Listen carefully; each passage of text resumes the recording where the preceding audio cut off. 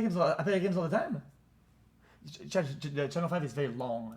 Is there a cut down? You said you want to ask me, why are you a Nazi? Inclusion has been our greatest strength. Diversity has been our greatest strength. White people do feel like we are being boxed out. A 26-year-old white kid doesn't feel like he has access because he's been canceled, and the problem is black people. I didn't say the problem's black people. Well, you just did, Nick. You just I said the problem is crime, and we know who's doing the crime in Chicago. Do you get what I'm saying? Yes. About the Holocaust things? Oh, about that. We get to say whatever we want on the internet. We get to deny the Holocaust. As far as Jews are concerned in general, I think that everybody in the country should be treated with dignity and respect and have their civil rights. Like, what do you think about somebody like Mamdani? Personally, I don't like him. Like, for example, on 4th of July, when he takes the opportunity to sit there with, let's be honest, not a single white person. What about fucking Donald Trump? There's no ideological core to Donald Trump. No, I agree with you. Don Jr. got the largest loan ever given by the Department of Defense. Vance owes his entire political career to Peter Thiel. Yo, people stand it first. Okay, people stand it. I'm really giving the intro a chance when you go to the intro. Like, what the fuck you want from me? Whichever firm is the one to develop ASI, I'm not even done with the intro of the video. Powers upon the CEO of that company. Everything that we think about the way in which we exist in the world completely changes. Increasingly with Uber, Airbnb, banking apps, you can't live your life without the tech platforms. Everything that AI is built on is ours. That's what they're stealing from us. I want to find common ground of how much of a shithead Donald Trump is. We can get there, okay? The kind of first question that I had. So this is a weird cast. Calling that you wanted to do an interview like this is, why now? What made you want to sit down for this kind of interview? Well, I think it's an interesting conversation to have all of us here, and I don't really get the point I think it's a moment in our country when there's a lot of realignment. I think that people recognize, especially in the past couple of years, I'm like a non-conventional critic, maybe, of what's happening. And so I think it'll be an interesting, productive conversation. I think it'll be different. But I mean, specifically, because we kind of share a publicist, I heard that you wanted to kind of... Okay, we have a publicist that you hit up, and you said that you wanted to talk to someone who would give you kind of a fair shot to clear up some things and maybe some misconceptions about you and the things you believe. Absolutely. Is there a cut down with some I think that points or something, or what? I'm somebody who I think, like you, actually, maybe we have this in common, is kind of pigeonholed in a certain way for things that we've done in the past or things that we've said. Yeah, I'm a crackhead. Yeah, exactly. But I'm racist, right? I got pigeonholed there. Mine is true. Yeah. Yeah. Well, mine's a little true. Maybe a little crack. But yeah, so I think it'd be good to clear up some of the misrepresentations and put out something accurate. So what do you think is the most misrepresented thing about you? Well, I think really the whole image everybody has about me. When you mentioned me, I think on a recent show, you said you want to ask me, why are you a Nazi? Yeah. And that's how everybody knows me. Everybody thinks of me as a white supremacist Nazi, and I don't think that's really true at all. I think that we definitely have different values. I mean, you're more from the left, I'm more from the right, but I don't think I'm a hater. I'm not a hateful person. It is Heil Hitler Friday, Heil Hitler, all my niggas Nazis. Morgan Hitler was very fucking cool. Yes, I do. One of them. And I'm tired of pretending he's not. So what's the thing about, I guess, traditional Nazism that you think you disagree with the most? Well, it's a non-Christian ideology. So, I mean, look, I believe that race is real, as the Nazis did, but I don't think it utterly defines a person. As a Christian, I think we're all created beings. I do believe there's such a thing as a universal human community, and so I think it's a cruel ideology. I've said this on my show, by the way, but I mean, that would maybe be the fundamental. Did you always feel that way? Always, yeah, absolutely. So even whenever you were younger and stuff? I did, but you got to recognize times have changed. 10 years ago, we had a totally different political world. The regulation and policing of speech, what you would call wokeness, I think was at an all-time high when I got regulation and policing of speech, what you would call wokeness, I think was at an not woke, very woke. all-time high when I got started as a very young man. What you would call wokeness? Yes. Yeah, exactly. Well, and I think, I mean, would you not say there were some excesses maybe in those days? In those days, I wasn't doing too well, so I wasn't paying much attention. Anyway, I would love to hear, and I'm not asking you to retract everything that you've ever said and all, or anything, but I said that I would love to talk to you because number one, I told you this, is that I think you're really smart, and I think that with that comes a real responsibility, and you have an audience. And I have a friend whose son is my daughter's age, maybe 28, your age, and he's really smart, and he is a big fan of yours. And so, by virtue of the relationship, I got to learn what it is that why he is a fan of yours. And none of it has to do with, I hope you agree, like really egregious things that you've said in the past about the Holocaust or about, Did the Jews ever talk about the 100 million whites that died in World War II? Or did they just bitch and moan about the so-called 6 million Jews that died? And so it's just nice to poke holes in it and say, it's not 6 million. 6 million? I don't think so. and I don't even know, I think I've heard you since kind of rescind a lot of that. You concede that 6 million Jews died in the Holocaust. Possibly more. Possibly, we're discovering all the time. So it could be, maybe even be more than that. But what he agrees with is kind of the anger about the situation that particularly your generation finds yourself in. I know that to be real. And I think that there, maybe my reasons for recognizing that anger as being legitimate and my targets are different than yours. I just wanted to hear from you. When you say you're canceled by the right in 2016. Taking a perspective, you're what's wrong with the world.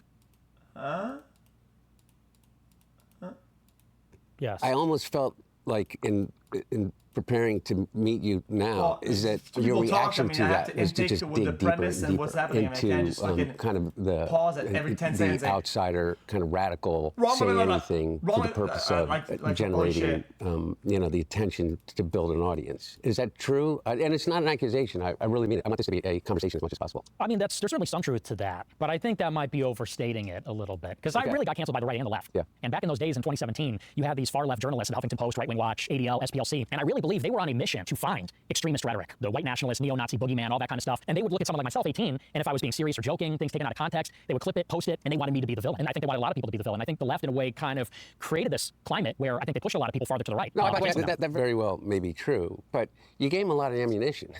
That's true.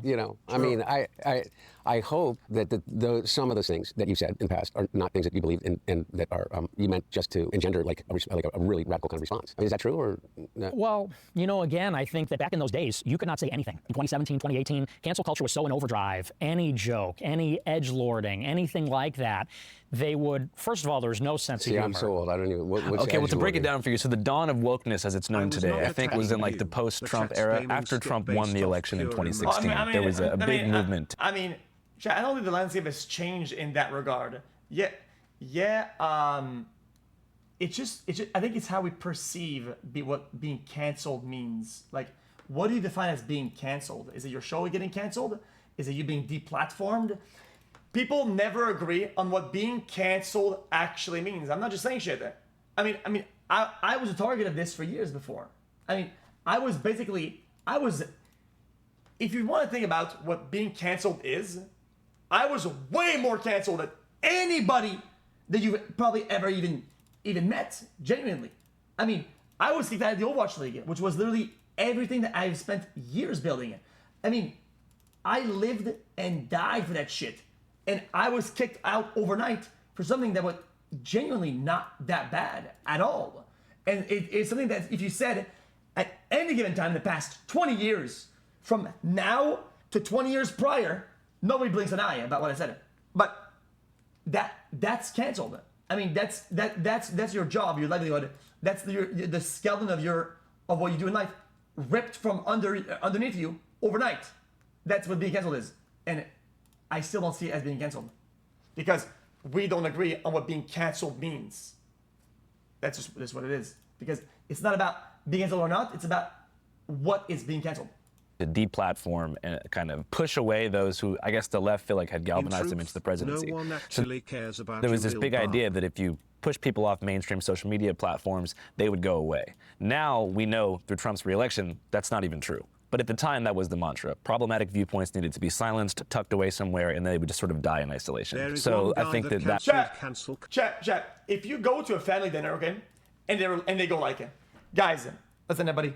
Today we would like to have a nice family dinner, no politics, right? And you go, oh yeah, man, and here I go.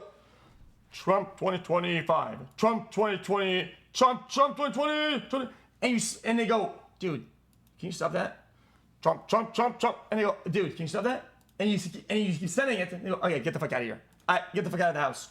I'm being canceled. I'm being canceled.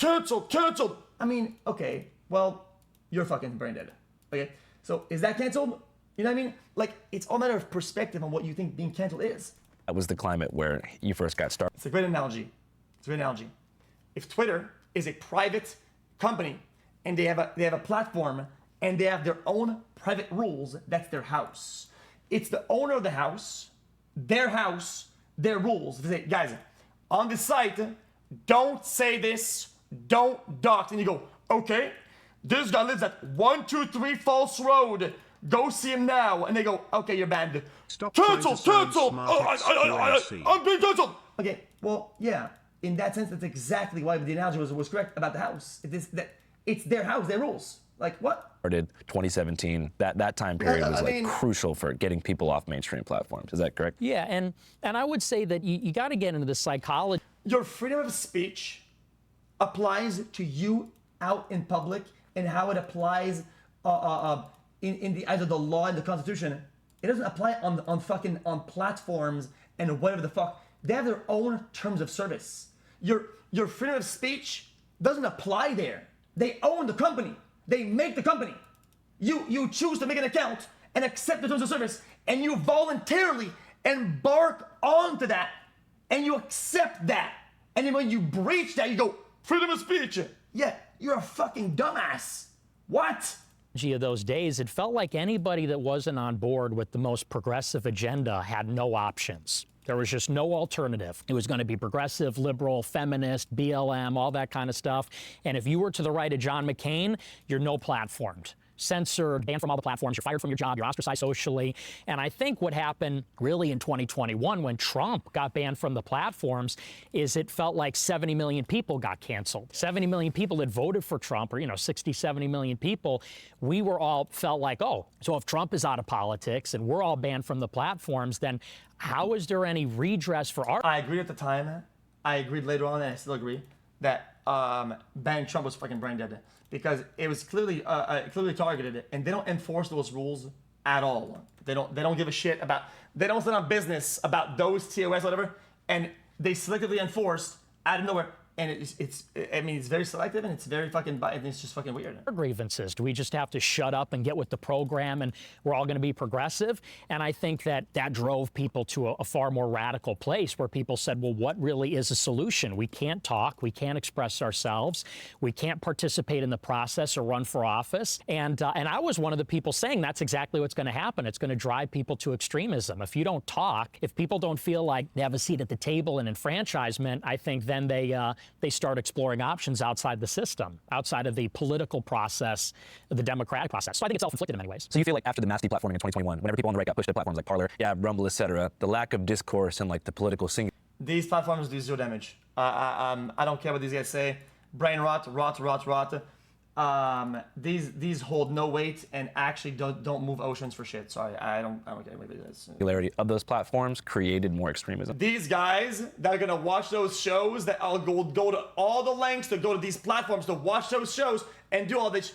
These guys already are completely cemented into their views, and nobody's gonna change their minds. Like, you act like these guys are malleable or fluid. Oh, maybe they'll change. No, these guys are already. Doesn't matter. It doesn't move anything. Absolutely. Because look, you take Trump off of Twitter, Facebook, Instagram, YouTube, and I predicted this in 21. I said, watch, you're going to see alternative social media rise because some venture capitalist is going to see there's a huge market of 70 million people that are going to follow Trump because Trump is no platformed. And that's exactly what happened. Rumble blew up, Elon bought Twitter, and what happened when you had total free speech on these platforms? Well, Twitter capital and wonder why he was banned off platform. Bro, so gateway to red pill, it's sad. Just Kids wrong. PLS don't Just take wrong. anything he said serious. Do your own research. Dude, it's crazy. It's crazy how you're gonna see some tweet of some people that clearly mean something when they tweet something, right? You go, well, plausible deniability, all plausible deniabilities. But oh no, when this guy, it's clear that he says this. Dude, what I'm saying is that in that sense, there's no middle ground. There's no fence sitting. It's either you care about this and you enforce this, or you don't and you don't enforce it. In that case, they don't give a shit about none of that. They Who never is enforce this that. guy talking They to? don't Any care knows? at all, and then they just enforce, and I think it's weird. Now You resembles wouldn't like that applied to you at 4chan. all. And now, there's no gatekeepers. And I think it did push people in a radical direction. And honestly, people are even blowing past me. Now there's like mainstream normie types that are even blowing past me in terms of how radical they are. People start saying things like, there's no political solution, there's going to be a civil war, we need a revolution. And I think that's because the message from the left was, you're crushed. You have no options, you can't win, there's no alternative. Trump is going to be indicted and charged and can't run. You can't be on Twitter, you can't have a job. And so people started to say, okay, well, we still exist. We're still here. We still have these concerns. What do we do now? And then people start to say, well, we need a revolution. And I'm one of the only people saying, no, we should still engage in the process and talk with each other. And it's not all one-sided. I think there's problems on the left and the right, but I certainly think it takes two to tango. Okay, so there, we agree. I think that there are problems on the left and the right. And I don't disagree with some of the things that you just said. I guess I just came to a different conclusion, that there are some things that people should be deplatformed for. Not that they can't say it where they want to say it, but I think that it's a right of anybody. Okay, top 3 things. What do you think? There's a difference between being able to say that you're proud of your white heritage and also being just a flat-out racist. I think that there's a difference between saying you're proud of your Christian heritage and the white culture from what you come from and Nazis, or that you adopt the Nazism as a legitimate ideology. I think that there's a difference between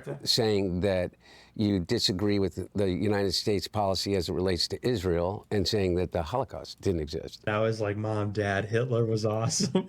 Hitler was right. And the Holocaust didn't happen.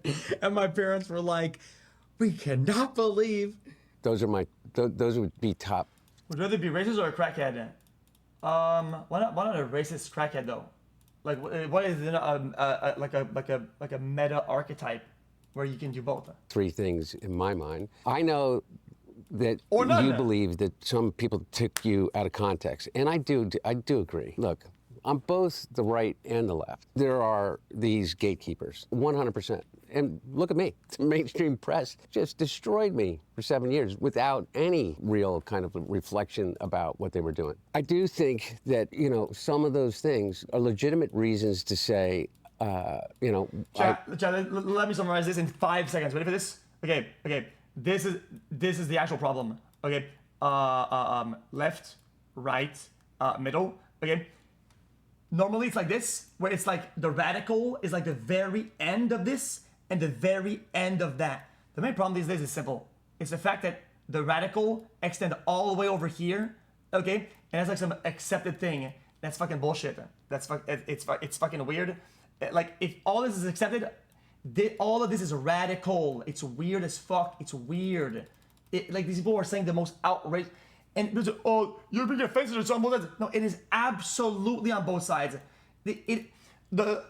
Whatever they said about I'm proud of being white or whatever, and all this white heritage shit. Yeah, and a bunch of the way that they portray this and they vocalize that, and the way that it's gonna be civil war. Yes, it's radical. That's radical. Absolutely 100%. And people on the left, they go, oh yeah, let's label all of this as. All this is Nazi and all this is pedo, and then we're gonna say, kill all whatever of these things, and that's the method. That's radical. That's radical. When you label a bunch of shit as one thing, and you make it a normal thing to say, oh, we must eliminate and exterminate that type of thing. I mean, but you've labeled a bunch of things that aren't that under that umbrella. That's radical. All of that is radical.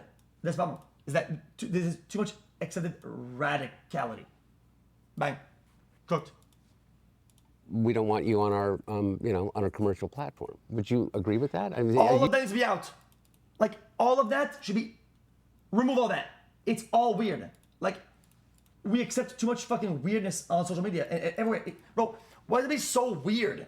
You just said, for instance, people calling for like an armed revolution, like people calling for actual violence. You're opposed to it. Oh, absolutely. Yeah. I'm against violence, and I do think those are one of the legitimate things that should be taken from the platform. There's a lot of the stuff on social media I don't agree with, but again, what started to happen is there was this like editorial censorship where certain ideas were banned. And it was such a broad brush and also totally opaque and ad hoc. You'd be on YouTube, like I was, for example, they banned me for life and didn't even give me a reason. Not a specific quote, not a specific infraction. And so you don't know what the rules are, you don't know what the process is, they just take you down. And especially now when everything is digital, it's not just the social platforms, it's the other ones like Uber, Airbnb, whatever. It feels like you're being denied almost something like a civil right. The social platforms are the modern public square. Increasingly with Uber, Airbnb, the banking apps, you can't live your life without the tech platforms. And it felt like if you just simply had the wrong opinions or you were the wrong kind of person, you were being deprived of like a basic civil right or being able to participate in society. So, you know, and I think maybe that's an area of collaboration where we recognize maybe it is a civil right to use the digital platforms, but here are the rules. Here's what you can say, here's what you can't say. Banks are banning it. I mean, that's weird. I mean, he says that in a what was that WhatsApp thing? But I don't. Here's the process. Maybe there's a really reconciliation mechanism. But I mean, the censorship was just out of control. I don't think anyone disagrees there's a reasonable limit, though. Yeah, no, I guess what I'm saying is that I don't see that as a result of left-wing or right-wing ideology.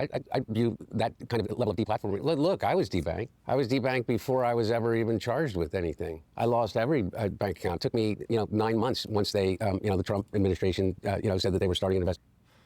Republicans are using financial records to investigate under Biden. To be able to actually get a bank account again. And I don't want to tell you the bank because tomorrow they may debank me again. But my point is that those people are incredibly identifiable. I've been talking and going around and I say things like, I don't think we are nearly as divided as they're telling us we are. Because I do believe that there are an identifiable group of people that are responsible for an enormous amount of the discord and division because they make money off of it. I think that these social media companies that are controlled by 3, 4, 5, individuals have made it clear that they only care about one thing. They only care about how much money they can produce for themselves and the people that hold stocks in their company. Even to the degree where we know for certain that they're driving teenage girls to the highest levels of suicide by a factor, like exponential factors, directly related to the content that they're being pushed, and they won't do anything about it. Right. And so, to the same degree, I think they, a lot of what you call wokeness was maybe an illegitimate, but a financial decision based on a lot of these corporate psyop, maybe. Corporate psyop. Thank you. I mean, by the way, exactly. I just wanted to back up real quick. So you talked about certain people going too far. About 2.5 months ago, I visited a whites-only community in Hardy, Arkansas. And I don't know why. I guess coming from a more left-wing place, I'm from Seattle. I kind of assumed there was a united front on the right for some reason. So I'm out there, I'm chilling with these dudes. They're sword fighting, having barbecues. Overall, it was a good time for them. I had a hard time connecting with them because I don't agree with them, but it's all good. I was having fun. I mean, chat. Listen, that might sound crazy what I'm about to say, but the reason why I don't find this even a big problem is that I don't think that people even want to go there. This is like. Do you think some people are gonna go? People of color go I really want to go all the way out in the woods and live there. Oh no, I can't, dude. No way, dude. Fuck that. Nobody. For a couple days, and then right as I was there, I guess you had hit them up on X or something and said hey, I don't want to associate with you guys. Self-segregating across the universe. That was really more of a personal disagreement with the guy that founded it. Yeah. But I do think it's an interesting project, and it's interesting that got so much pushback. This whites-only community, because you know what? If you go to a lot of these different neighborhoods in major cities, there are ethnic enclaves, and it's not like there's an explicit rule that you have to be a certain ethnicity. But we all know in Chicago and New York and LA, you got certain neighborhoods where it is 80-90% one ethnicity. Yeah. And I think there's a lot of white people that say we kind of want something similar. I don't think there's anything. Okay, let's back up. If you want to talk about the histories of New York and Chicago, I feel like that was also a conscious decision that was made after the Civil Rights Act. Blacks only. It's in Cabrini Green, where Mayor Daley made everybody that was black live in Cabrini Green. I mean, it's not. It wasn't by choice. It's not a choice that these ethnic enclaves are 80 or 90%, whatever that ethnicity is. It's because that's the only place in which they had an opportunity to live unbothered, or where they were told that they had to live because of the historical fact that they could not move into other neighborhoods. You could not move into parts of South Chicago without being stoned. Right. Literally, right? Yeah. And so, so it's not as if those ethnic enclaves are there by choice. And so that also ethnic enclaves do exist for specific variations of different Europeans. There is places that are chocolate. South Philly's full of Italians. There's Little Italy and there's Little Korea. I think the issue, what I always what confused me the most about the whites-only community is there's just so many different kinds of white people in America. So to establish a unified white culture with a place so diverse and full of different regional flavors just kind of felt confusing to me because it can mean a different thing depending on what part of the country, what European enclave you originated from. We're Irish people from the Philly area. Can you compare that to surfers in San Diego or even Italian Americans in Staten Island? I don't know. Everything just feels so different. So when I got there, I was trying to identify what they meant by white culture. It wasn't really based on shared cultural practices, but more the exclusion of people who weren't white. So they weren't stoked on being European necessarily. They were more just oh, we're here because those people aren't here. So it just kind of felt more negative than constructive. Yeah, I mean, like I said, I'm not really involved with that project in particular, but I think that, look, I mean, you talk about the anger that's out there and the frustration, and I think part of the frustration, let's be honest, is that white people do feel like we are being boxed out in major cities in the country, and it feels like, look, there's a little Haiti, and there's various ethnic enclaves where you get that local culture, and they do their, cultural festivals and that sort of thing. And white people feel like you're being pushed out, and they want a space where things are familiar. My favorite 40-year-old streamer. What? Okay. There's no way that you feel pushed out as a white dude from Little Haiti. Unless you care a lot about Haiti or whatever. Well, I don't think that a lot of them give a shit. I mean, if they're happy, if they're what they're doing, okay, cool. I mean, what about it? I mean, fuck, they care. I mean, guys, guys. I didn't make a big deal back then or now or ever will about the fact that there's fucking like a Chinatown and oh my god, guys, I'm being boxed out because of fucking Chinatown. Fuck this shit, man. fuck going on with Chinatown, man? Like, no, I don't feel boxed out at all. Like, what? Do you feel the same way about the Italian festival that happens in every city? Well, here's a good example. So, or St. Patrick's Day? Well, you know, there's no Irish neighborhood in Chicago. Little Sure Italy. there is. I mean, there's some Also, remnants in Bridgeport. yeah. It's important to note that, like, I'm not trying to get into like a shouting match here, but, like, you know, as a family coming from a family who did leave Philadelphia in the 60s because of black migration from the South after the Civil Rights Act was passed, there was a sort of like mass flight of white people into the suburbs, and that kind of led to a homogenization of different cultures because they rushed so fast to build these like identical strip mall suburbs that it was very hard to maintain cultural bonds that made different European and white neighborhoods unique around like the 1950s and before. So I feel like the mass suburbanization is also a big factor that led to those like cultural bonds breaking. Yeah, but why did that happen? I mean, a lot of the suburbanization is because of the race riots in the 1960s. People moved out because of the violence. You know, my grandfather was in the National Guard in Chicago when, after MLK got assassinated, the whole West Side burned to the ground. Yeah. People didn't want to be around that anymore. Why were the riots? MLK Jr. was assassinated. Yeah. Yeah. And so does that justify burning down the city? No, I which didn't then say it never recovered? justifies it, but it sure justifies an enormous amount of the anger, the same kind of anger that you feel about being left out, the same kind of anger that you're expressing right now about the idea that you're culturally irrelevant, that you don't have a place in society. Imagine if you were a 26-year-old black man in 1968 and saw your hero be assassinated. I saw Trump get shot in the ear, and did he? And I saw Charlie Kirk get shot, and I didn't see any cities get burned down. It's funny how I that think works. it's very, very, very different. It's simple as always. You agree with the message. You agree with all the things that are done right, and you disagree with the fucking with the rioting and the whatever burning down, and you disavow the bad part of it, which is a small part, and you can still say, yeah, the rest is fine. How hard is that? Thing. I think How is that different? absolutely Charlie different Kirk thing. got shot in the neck. Yeah. And liberals celebrated all over social media by Tyler Robinson. Yeah. Who is what? Who is some liberal guy. He is? Mm-hmm. But He's got a transgender boyfriend. Does that makes him liberal? Because he's transgender? Because he's gay? So. Well, because he's got a transgender boyfriend, yeah, I think so. It makes him liberal. I think he was liberal, yeah. Okay. Well, he didn't come from a liberal family. He didn't come from a liberal enclave. He didn't come from a liberal background. That's usually how it goes, though. I mean, that's usually how it goes. That makes absolute sense. I think he's being obtuse about this a little bit. He's not a minority. He was a Mormon, correct? And grew up in a Mormon household, and he went to a largely Mormon college, and he ended up committing an act of violence, according to the FBI and the authorities in Utah that charged him. How does that in any way compare to what... Yes, it's usually how it goes. If people are of a certain inclination and they're pretty rigid about it, right? Not all families are political. If a family is definitely political and they're very rigid about it, it often fosters a more rebellious or a more curious nature for the individual child to go the opposite direction or to explore other options. It is a very natural process, and it happens all the time. Like what? We're talking about, I'm not justifying the violence that occurred after the death of Martin Luther King, but you're saying that person, this Tyler, whoever his name is was as disenfranchised as the African American community in 1968 in inner cities? Well, the question is who we want to live around. I'm not living around blacks. Sorry, I want white kids, and I don't want my white kids bringing home black people to marry. And in the 1960s, the West Side burns down. We don't want to live around that. We don't want to live around a city That's that burns down. without evidence, dude. I don't think you understand it. I watched the whole preliminary trial, all this shit about that case. I'm not just saying shit. Like I actually watched this shit in the morning. It was from whatever, like 9 in the morning all the way. I watched this whole thing every day. I watched it. That's not when the white flight happened. It is. There was a big response to it, absolutely. 100% not. These are these historical connections that don't exist. Part of it was potentially, but before that, what Mayor Daley did is made Chicago the most segregated city in the entire United States, other than Boston. When you would come from the South to Chicago, African Americans from the South, blacks in the South coming to Chicago would say that Chicago was twice the level of segregation and racism that occurred in the South. And so it wasn't as if you're coming into a situation in which you're feeling in any way enfranchised by the community and the situation. And as many people left simply because of the idea that someone was black moving into their neighborhood as the violence that occurred after the assassination of Martin Luther King. So the numbers actually, pre-1968 when King was shot, you had more people leave the city because of the desegregation, because of the 1964 Civil Rights Act, than you did after the riots. I think that's just not true. I think that the race riots were a huge driver of white flight to the suburbs. I think it's just dishonest to say that's not the case. Okay, so what's your point about all this? Well, we're talking about where people want to live. Yeah, I know. So like what in 2026? Well, okay, how about in 2020 when Minneapolis burned to the ground? Or how about in the summer of 2020 in Chicago? Minneapolis didn't burn to the ground. It didn't? No. I mean, there were BLM parts didn't of it. destroy Okay, if you guys need a physical witness to what happened in Minneapolis, there were many structures that burned to the ground. Not the city, but there was, I would say, between 40 to 50 buildings off of Lake Street in the south side that did burn to the ground. But most of the city was intact. But So the city burned to the ground. I mean, I don't think it's an awful way to portray it. I mean, that's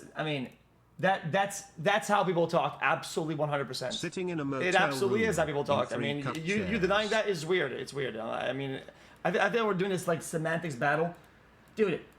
A fuck ton of buildings. People will say, dude, the city burned to the ground. That is absolutely the way that people communicate. it was quite an intense situation. People don't want to live around that. People don't want to live around that. You know, in Chicago, it rolled on into the summer, and it wasn't, let's say, the anger of the oppressed and the disenfranchised.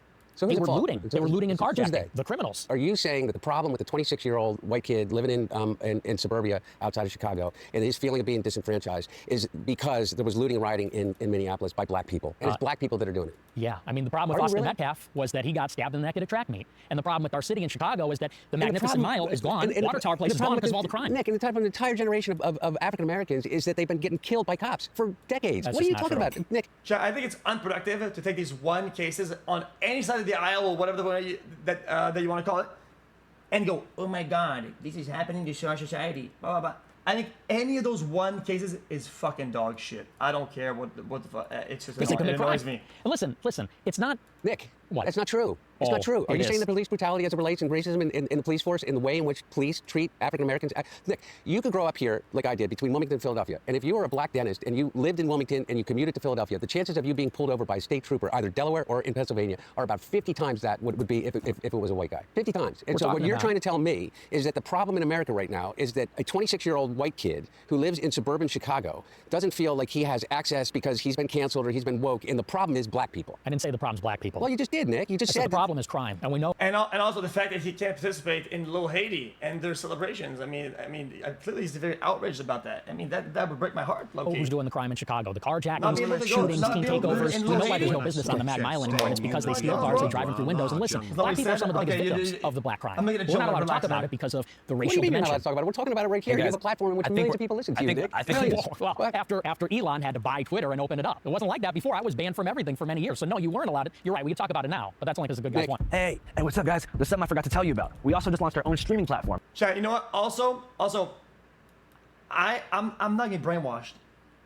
Elon didn't open it up, but he fucking cooked the shit to a crisp. If he only opened up, it would have been fine. The magnification of dog shit and the manipulation of the algorithm to push absolute garbage on my shit is 100% deliberate. It was 100% manual and manipulated. You think the algorithm like this? And oh yeah, I agree with all these views. Fuck no. I didn't agree with 80% of shit on my feed all the time. Yeah, that's manipulated. You have Kick, and now That's you have all not these other opening things. it up. You have an That's enormous directing platform. it. I want to find common ground of how much of a shithead Donald Trump is. We can get there. We can get there. Okay. What I don't understand is how you didn't recognize that in 2016, and how you didn't recognize that in 2020, and how you didn't recognize that in 2024. Because Donald Trump hasn't. Because Donald Trump hasn't changed. Donald Trump hasn't changed at all. Donald Trump has been Donald Trump since he came out of the womb of a woman that was an immigrant to this country. And so, what I want to know though is that I don't know how we get past this idea that the biggest problem that you have that with your personal situation and how you extrapolate that to the situation of other white kids that are your age, that feel disenfranchised, that feel left out, that feel they don't have a shot at the American dream, is because of black and brown people, because of Mexicans, because of Venezuelans, because of Haitians, because of, it's always other, Nick, with you. It seems to me, and I've listened to a lot of this stuff, it's always them. We need to build a wall. Where's the wall, Nick? Now, how much time are they going to spend on this thing of the obviously this illusion of one is speaking about illegal, one about legal, and they're going to do this mumbo jumbo of trying to disguise. Ooh, I'm doing this. Ooh, I'm doing that, and they're gonna. Bro, you never built the wall. Why'd you vote for him in 2020? Why'd you vote for him in 2024? I didn't vote for him in 2024. Okay. My point being is that whenever you identify your problem as being something that is other, that you can point to, that's a minority, that is a group of people, that's the Jews, it's the. I mean, before, remember, all of us, it was the Irish Catholics who were committing the crime, who weren't allowed into bars, who weren't allowed into, because you know why? Because they were dirty, poor, non-Europeans. They were Irish. Every time it's wrong. Every time history has proven that to be wrong in the United States of America. Every time. Inclusion has been our greatest strength. Diversity has been our greatest strength. And I hear you talk about this idea of white culture. What fucking white culture are you talking about, man? What Shakespeare, Dante, Mozart. We're in Philadelphia, the founding fathers. Yeah. That's your white culture. How about culture. the Count of Monte Cristo? Would you consider that part of our white culture? Sure. Okay. Well, it was written by a black man in France in the 1700s. In a milieu of European civilization. So what? Because you're picking out one example. It really is. I'm not just picking out one example. It really is. Nick. Listen. Nick, I'm not. I really am not. Hey, guys, I think we're reaching what's called a rock and a hard place. Let's talk about Israel. Let me respond to this, because you're telling me I'm always blaming the other. No, Nick, for real. Here's the thing, is that the way that you talk and throw out these historical facts, which, by the way, aren't fucking facts. Okay? Which ones aren't facts? Well, as it relates to the Civil Rights Movement in 1968, and the reason why we're out in the problem that we're in is because the Civil Rights Act passed in 1964. Dr. Martin Luther King was killed and shot by a white racist, white supremacist in 1968 on a balcony of a motel. That's the root of our trouble, because an entire people that have been disenfranchised and enslaved for over 400 years. We're sick of hearing about that, though. It's 2026. You may be sick of hearing about it, but you know what? They aren't. And I'll tell you what, Nick, here's the other thing. Get over it. It's America. Okay, but Nick, you can say stuff like that, okay, without having to say it like that. And look, that's not how it started, though. This is a legitimate argument, but it's Nick, Hunter, what do you guys make of the concept of community college? collapse. Have you guys heard of this? No. So it's got nothing to do with race, got nothing to do with money, but this is kind of a crazy stat. So in 2019, before COVID, 76% of Americans said they were part of an in-person community I want to hear this. Hold on. that gave them some kind of value. After COVID, 76% of Americans said they were a part of an in-person community that gave them some kind of value. After COVID, and this year, it was 19%. So I think that politics and race aside, one of the biggest issues is the collapse of social bonds, third spaces, communities, in-person engagement, which comes with loneliness, more time online, and more division. I understand. I feel like you guys aren't going to agree. I want to talk about what you guys think can be done on an individual and community level. Chad, rebuilding that will take way more time than it took to destroy it. I mean, rebuilding in-person shit and value and what, I mean, that's like, it's one of the hardest things to do. Stop people from hating each other and to create more belonging and engagement. Well, number one, I think this. Okay, for real. Podcasting. No, not podcasting, this discussion. For me to be able to sit down with someone who I so vehemently disagree with and find some kind of common ground. But I mean, guy at home who's watching this on his phone just thinking, I wish I could go outside, but I don't know anyone. Okay, well, here's what I'm talking about. It's all about connection. It is all about actually connecting with people. And I'm not talking about digitally connecting with people anonymously online. I'm talking about actually going out and connecting with people. And I don't have an answer to that. I don't, any of us. We're in look, man, I just think that you are targeting the wrong problem, Nick. I think that our biggest problem right now doesn't have to do with this cultural divide or racial divide or religious divide or the idea that America is becoming less white or culturally relevant anymore. I think our biggest problem is literally an oligarchy that is inflaming every single division that we have. And by the way, and they're out for you, man, just as much as anybody else. So those platforms that we talk about that you're not allowed to be on because Elon's out on the platform. Elon doesn't give a shit about anything other than one thing: Wait, Hunter, I just want to say, real quick. Money, and his money. I don't necessarily even agree with that. Okay, well, you may not agree with that because you don't want to piss off Elon Musk. Elon doesn't even like me, but I just disagree. You're talking about the oligarchy, right? Like these billionaires, right? Like the goal of corporate capture of these industries. Chat, even though that's true, I think there comes a point where some of these people, they chase the money as the main goal, but you need to have a certain amount of passion for other shit than just the coin to get to the places that some of these guys get. I'm sorry, that's just the way it is, and I'll entertain some other theories, but you need to have some form of delusional drive into something else. As an elder Jewish, sir, than just I welcome the coin. all of you to the Jungle Chat. Happy 100 months. Drop some more merch, bozo xQcl. Do you really think that Elon Musk was that much about the coin and all the SpaceX shit and all the fucking whatever was all because of the actual coin itself? Fuck no. Most people that have been about the coin would have turned back year one. Year one, they would have turned back about those projects and would have never came back. And your refusal to understand this, I think at that point, it means that you don't understand how any of this shit works. I mean, it's not about me, it's about you at this point. Is community collapse. They are trying to engineer things to make it antisocial. They want to eliminate every single small business. They want to make everyone a single person shopper, no carpooling, like to be a lonely consumer who only buys things for themselves online and doesn't talk to anyone in real life. That's what they want in real life. Like all this data center shit, like everything they're doing is in a way trying to break up in-person engagement. And I feel like for you guys, it might be hard to answer because both of you guys are what they call like controversial public figures. Like there's places that you, like in 2018, if you were to go to a dive bar. Why did the IPO go down?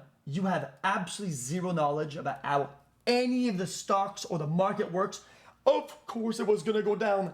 It is a pure, it's some social parasite that you think that they should go up. I mean, and let's say Poplar Bluff, Missouri, you would have been in danger. You know what I mean? At that time, for you were in danger physically in a left-wing city. It's just the truth. So I feel like you guys have been deprived of the ability to have normal lives. You especially, you know, but I mean you in general. But I feel like your controversies came a little bit later in life. For you, I feel like you haven't even been able to grow up as a normal person. Is that accurate to say? Yeah, that's true. Well, and in terms of building community back and everything like that, the data says that really the loss of society is the fact that we don't encounter people anymore. For example, on your way to work or in ways they're unexpected. People wake up in their house, which is separate from everybody else. They get in their car by themselves, drive to work by themselves, and then they meet with their colleagues and everything, but then they go right home, have a beer, watch Netflix until they go to bed. Next day starts all over again. And so, I think it has a lot to do with maybe how we structure the cities. I think, honestly, a big part of it, there's like this abundance mindset with liberals. Liberals want to have prosperity and everything like that. How can you have that when the cities are not safe? Okay, well, you know what? Okay, I actually agree with that. Chat, if you build a high trust society and you make a fair society, people aren't scared of saying hello, getting fucking punched saying hello, or getting stabbed for saying, hey, where is this, or what time is it, or whatever. Why do people don't interact? Because it's unsafe.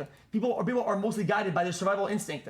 Like, people don't interact at all because they're gonna get punched. I mean, how hard is that to understand? If you make the rules strict and enforce, and if there's consequences for punching somebody, right? And everybody knows this shit, people don't do it. So then people start interacting in high trust ways again. I mean, how hard is this to understand? It's like the base, it's like the foundation. I think that one of the ways, Survival. for example, if you want to have those encounters that are unplanned or spontaneous, they're going to happen maybe on the subway, on the bus, on your way to work. People don't want to ride the subway anymore. People don't want to ride the bus. They don't I just feel like that it's if you safe. look at the data, like right now, 2026, I think 2025 had the lowest homicide rate of any year in America for like the past 4 years. I feel like if you compare data from the 90s, like the cities, I get what you're saying, but the cities I have noticed are a lot safer. They're also, becoming more expensive as well. It could have something to do with it. You're absolutely right. What you're saying, Nick, is impossible to refute, right? Because everybody has an experience with violence or witnessing a crime, or whether it's just in their local newspaper or not. Is that I don't think that is in any way limited to only urban environments. I take the top 10 poorest red states in the country, and their crime rates are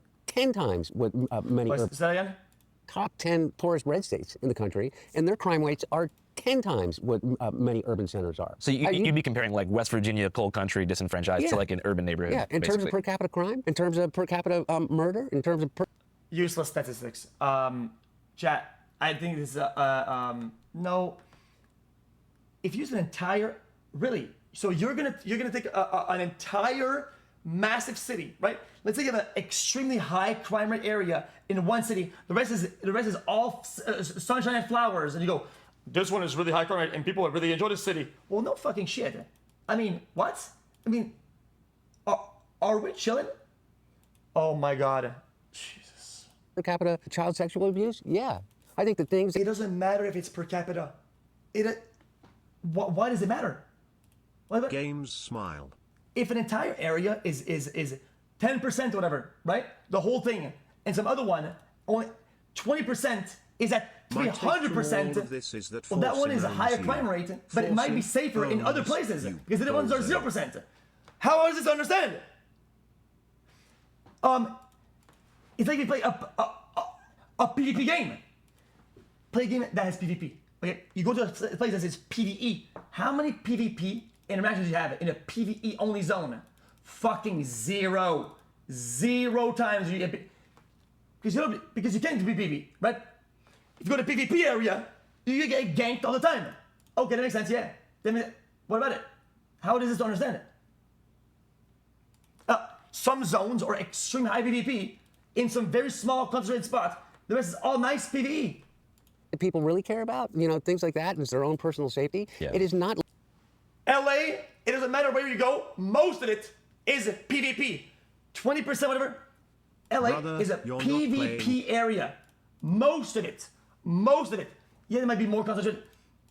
And then you're gonna compare that to what? Fucking Chicago, whatever? Yeah. Maybe they have some higher crime rates, more dense spots. Maybe they have some more safer ones. What about it? It's all different. Why do you use some big city stats like it means anything? Limited to African American urban or Latino American urban environments. It's not. It exists. Carjackings do happen, but you know where they happen? They happen in Biloxi, Mississippi, just as much as they happen in Chicago. I'm skeptical of that. I mean, I just think the idea of like. Wait, so what? No American urban environments. It's not. It exists. Carjackings do happen, but you know where they happen? They happen in Biloxi, Mississippi, just as much as they happen in Chicago. I'm skeptical of that. I mean, I just think the idea of like safety at risk, crime has been. I feel like media has overblown the level of danger. Everybody's going to fact check both of us on this, and but I agree with you. But my point about all of it is that you can always point to a reason, Nick. There's never been a time in which there hasn't been crime in major urban areas where you pack a lot of people in. You're right, though, is that the difference between us feeling like each other were our neighbors and that we can find some common ground is the fact, you can live in existence now by the time you're 56 years old and never really have to leave your house to make a living, you don't go to the community center anymore. And I don't know how to fix that. And I certainly don't know how to fix it in the age of AI. Right? Because community is like an essential human need, if not the most important thing. Mm-hmm. So when you are deprived of that, you're more likely to look for a radical solution and be like, everything's broken, we need to try something really out there. So you might embrace something more reactionary on left or right to be like, fuck this, we need something new. And so, and I'm not trying to draw this like. There's nothing wrong with that, but it's unfortunate that when you let the person do whatever they want to do. So statics don't matter when it comes to red cities. They don't but do when shit. it I mean, comes they don't to do LA, shit. That's what it all is, of a man. sudden Loneliness, they like do incel matter. pipeline that the media Get tries to your do all the head time. out of But your do you see a ass. connection there between like people being lonely and having less friends and Oh, subcultural absolutely. choice taking over community value systems or community engagement? What are we talking about? I didn't know this was about red cities or whatever. My point has nothing to do with red cities. I'm just saying that statistics by themselves are mostly useless. It's how you contextualize them, and it's how you break them down. You can make some incredibly elaborate, oh yeah, this or this. It has to be contextualized, guys. It's like, oh, you know what? No, forget it. And people just like driving to the extreme? 100%. I think social dislocation. I'm not gonna fucking debate the foundation of fucking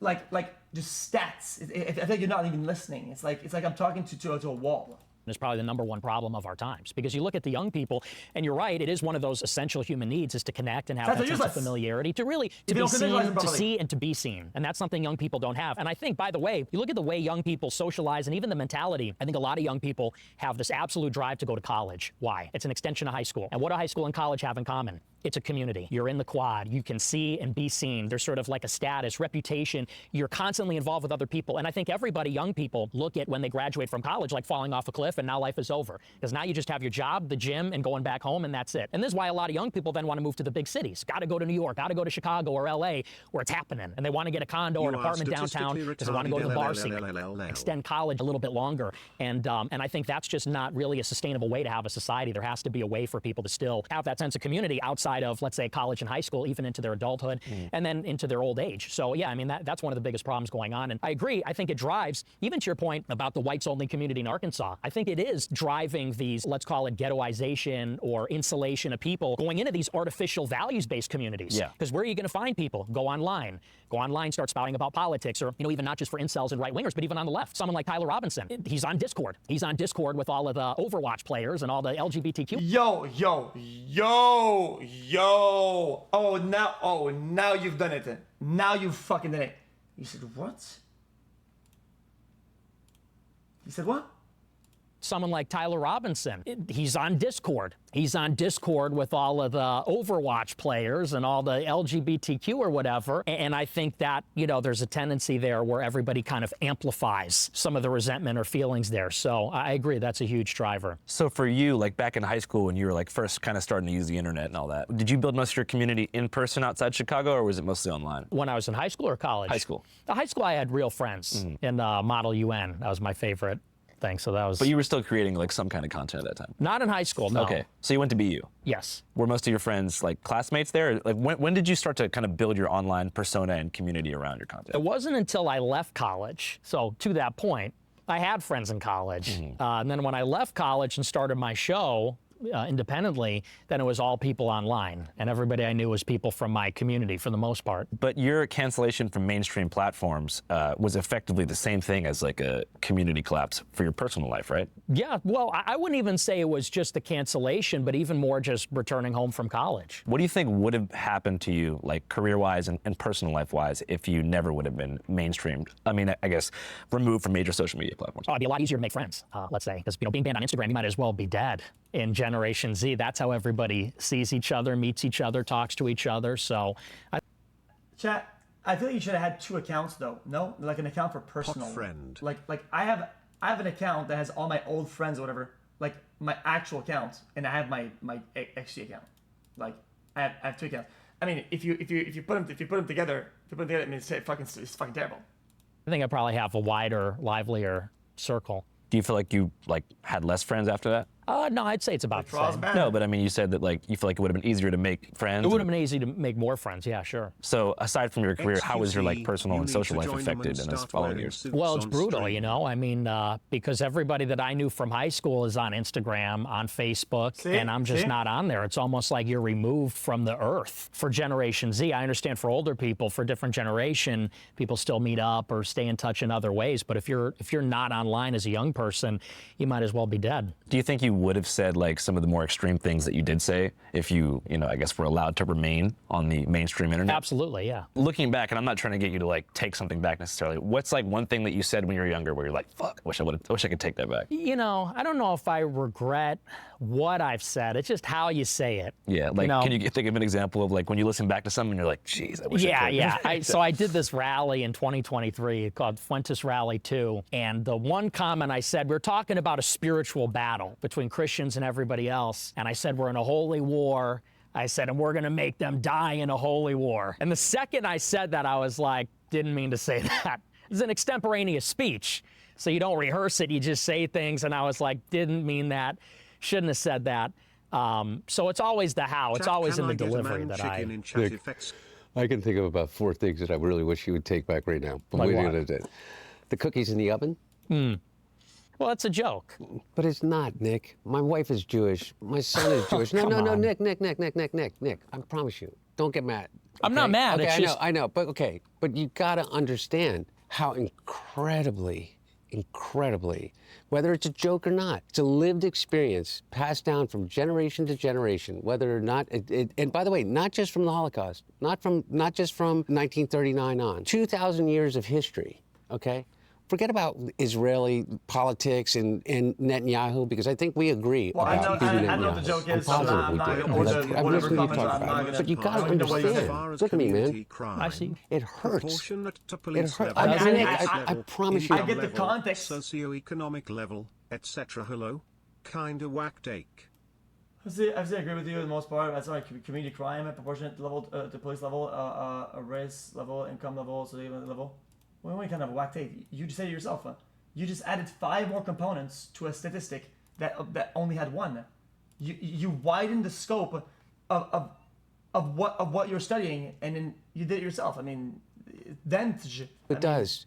When you compare my wife's family to cookies going to an oven, it hurts, and you've got to understand that. And by the way, I'm looking at you, and I believe that you do know that. See, that's where you lose me. That's where you lose me. Okay, Nick. Okay, I'm telling you. Well, listen, are we here to talk, or are you here to lecture me and preach to me? Okay, no, you're right. Let me listen. Okay. So you're right. So You're right. this is okay. the thing, because, you know, and I think this is a disconnect. I think that the left, and even people on the right, they're losing the young people. Why do people love me? Not in spite of, but because of the outrageous things that I say. Not in spite of, but because I say offensive things. Because I, let's say, drop the N-word on a video or something.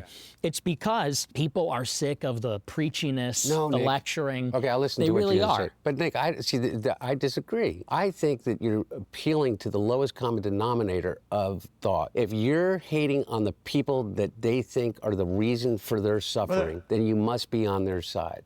I don't think that you believe that about the Holocaust. I think you think the Holocaust did happen. But forget about whether or not you think that it is used politically in a way that is obtuse and wrong. But I think that you do believe that. And I think that you have to. Chad, this is a truth nuke, but if somebody like him, I feel like, admits that, I mean, then they lose a lot of respect of the people that follow them. It is what it is. It's the name of the game, and it's why they try to often enough dodge the topic, don't go next, and not engage in any dialogue like that, because you don't want to lose that integrity of persona. It's like, what's your cultural heritage? I'm Italian, Mexican, and Irish. Mexican. When did they come in Italian? When did the Mexicans come? When did the Irish come? Mexicans came turn of the last century. Italians came in the 1860s. Irish came in the early 1900s. Okay, so maybe you wouldn't care about something that is like grossly offensive just on the face of it, and like think what? that, oh, why can't people just believe that that's funny? But you got to understand, it's from the perspective of somebody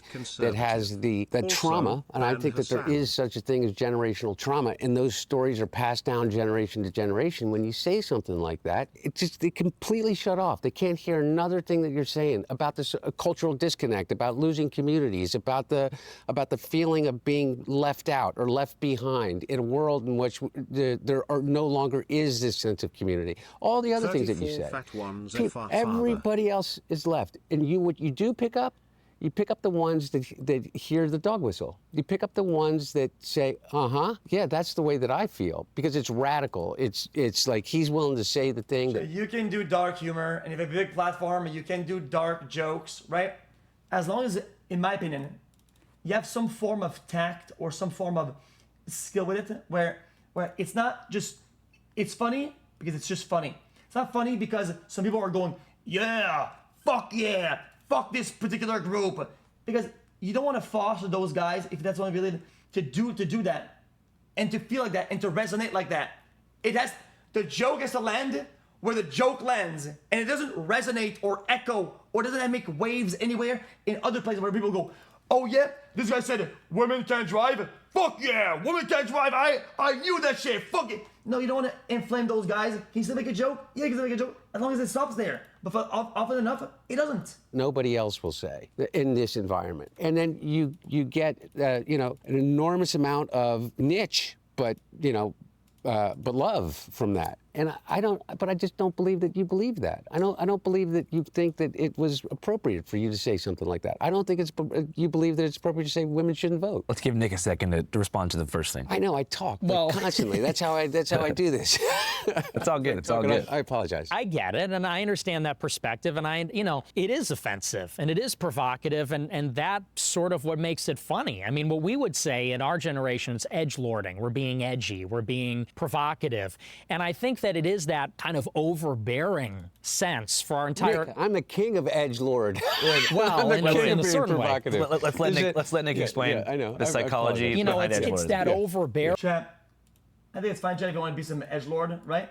But when you spend the whole day harping about why this particular group is bad and how they're demons, and then you make those jokes all the time, the problem is that you're not really hitting that humorous people that are just laughing at the joke, whatever. You're just inflaming those beliefs. That's just what you're doing. It has nothing to do with the joke anymore. If that's the point, it's just a speech. That my generation's had our entire life. Why do I get away with some when we watch a video it says good luck everybody. Why is that funny? Because we don't give a shit. It's not. I don't go all day about, guys, by the way, this group of people cannot drive cars. Fuck them. I don't predict those ideologies. I don't go about these speeches. So we can have a little joke. Nobody gives a shit. Everybody moves on. What about it? Lives. That's not appropriate. That's not funny. Think of the trauma. That's racist. That's white supremacist. That makes it funny. That makes it different, interesting. And let me grant, by the way, I think that now, and this is maybe a concession towards you, now that my kind of humor has become mainstream and popular, I don't even think that that's funny anymore. People do the edgelording thing. It's become so commonplace and so tired. I don't think it's that funny or impressive. That's a big part of why I kind of moved past it, because 10 years ago, it was treated like sacrilegious. And there's something funny about the fact that you could say a word or make a joke and make people lose their minds and freak out, and it was like an international incident if you said the wrong thing. And I think that's what made it tempting, especially for a young person. You want to rebel. You want to be defiant. You want to be a little revolutionary or something. Now, as time has gone on, I think that's become a fad. Everybody does it. It's lost its power. And I think that, by the way, part of why we're getting less of it is because instead of getting the preachy lecture from the left saying that's not appropriate, people just roll their eyes. Now, when an edgy white person says the N-word, people roll their eyes and go, really? That joke again? People hear someone wears a Nazi costume, makes a Holocaust joke. People go, really? That joke again? It's not impressive. It's not funny anymore. We've seen it before. Okay. Yo. Vegas would know, if you would know about this, and maybe it's only in Deadlock, or maybe it's just in that game.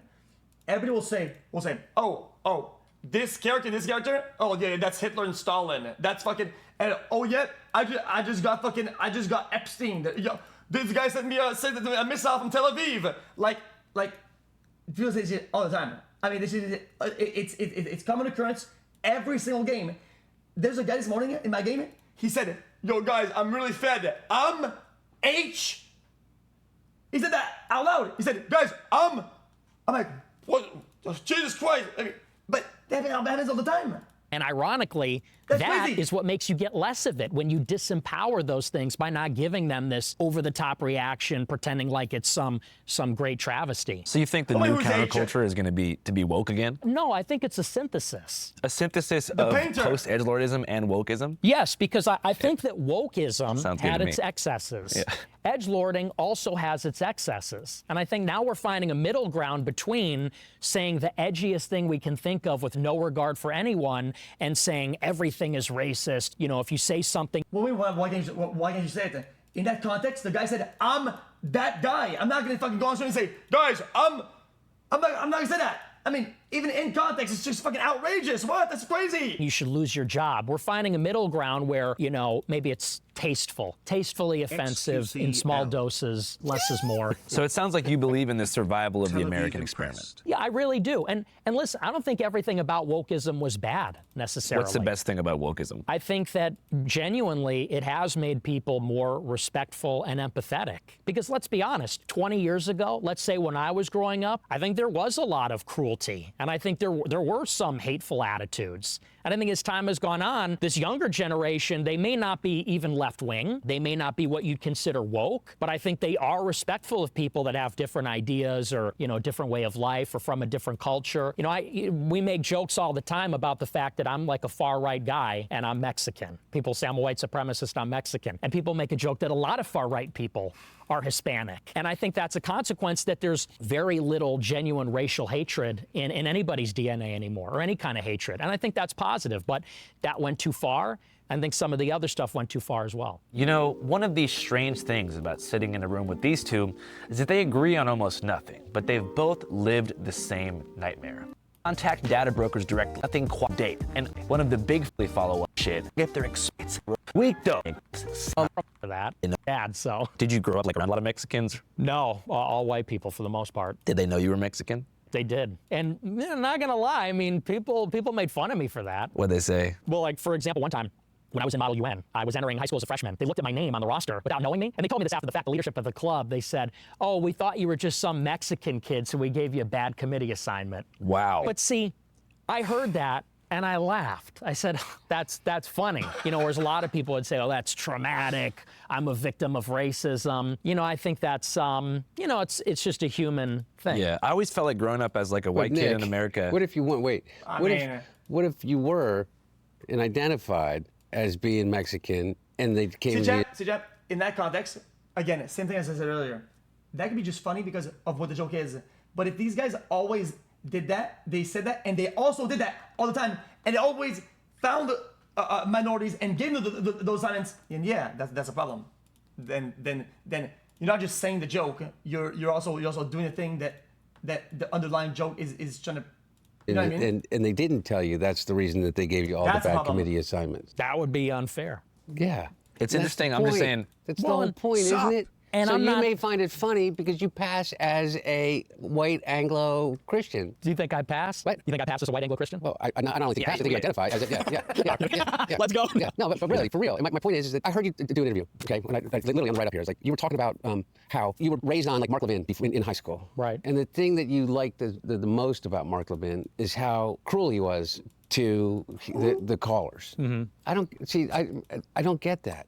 Like the joke about the cookies. It may be a joke and it may be edgelording and you may not really mean it, but you got to realize the cruelty to it. And without going like, oh, like, you know, wham, like, you know, people got to stop crying about the past. And that's the thing, is that I think that you have such an opportunity to talk to a generation of disaffected, angry, legitimately angry people in a way in which is positive without having to do that shit. And by the way, and I'm not holding you responsible for, like, you know, the end of you know, my conception of Western civilization, which is different than yours. But I just don't get it. I don't get why you find the cruelty. And I think that, by the way, that's why you like Trump. I mean, I'm making, you know, like a very unfair leap because his first instinct is cruelty. His first instinct is to find the fault in the other about everything, by the way. It's not his fault that we're in a war with Iran, that he's ended 38 times and, you know, and started 39. It's not his fault that inflation's high. It's not his fault that the wall didn't get built. It's not his fault that ICE is killing people on the streets in these places. It's the cruelty of it. Maybe it's a generational thing. I got friends who are Jewish that are going to be really, really fucking pissed off that I'm sitting next to you. And what do I tell them? What do I tell them why it's okay for me to sit and have this conversation with you? I guess I just have such a different opinion of that. You know, why should we have to explain ourselves to talk to anybody? Well, I mean, because if you're not willing to have a conversation about anything, then I mean, you're not willing to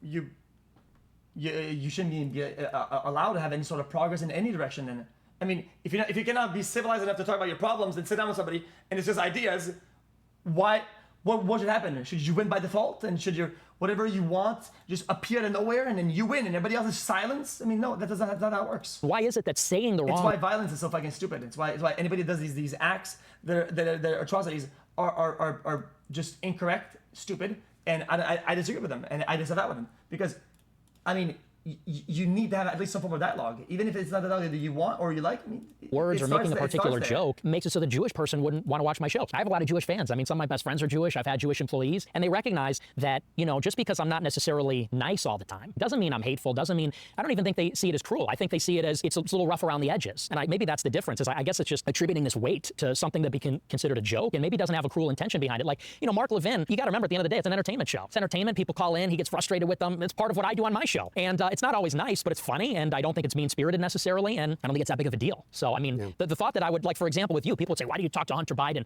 His father and his DOJ froze your money and put you on a no-fly list. I'd say, so what? I mean, it's just talking. I don't think talking's a big deal, you know? Froze my money and put me on a no-fly list, too. There you go. See, so we got that. So, different question that I have that kind of weaves everything together. How do you think, like, October 7th and the subsequent, like, pro-Palestine movement and the online world it created led to a growing audience on the right? October 7th in particular? Yeah. Well, I think it highlighted and brought to the forefront how captured the right wing is by Israel, which is very unique. I think the Democrats and the Republicans are pro-Israel, but the Republican Party has this inextricable institutional connection with the Israel lobby, with this Likud government in particular. And I think people just started to see the hypocrisies. The hypocrisy was brought to the forefront, which is America first, but not with Israel. No new wars except for with Iran. Under Trump, we will have no more wars. No more wars. No more wars. They said he will start a war. I'm not going to start a war. I'm going to stop wars. Tonight, Iran's Navy is gone. You know, we're going to be racist and all these things, but don't you dare be anti-Semitic. Don't even, think about it. I see good things about Hitler also. Every human being has something of value that they brought to the table, especially Hitler.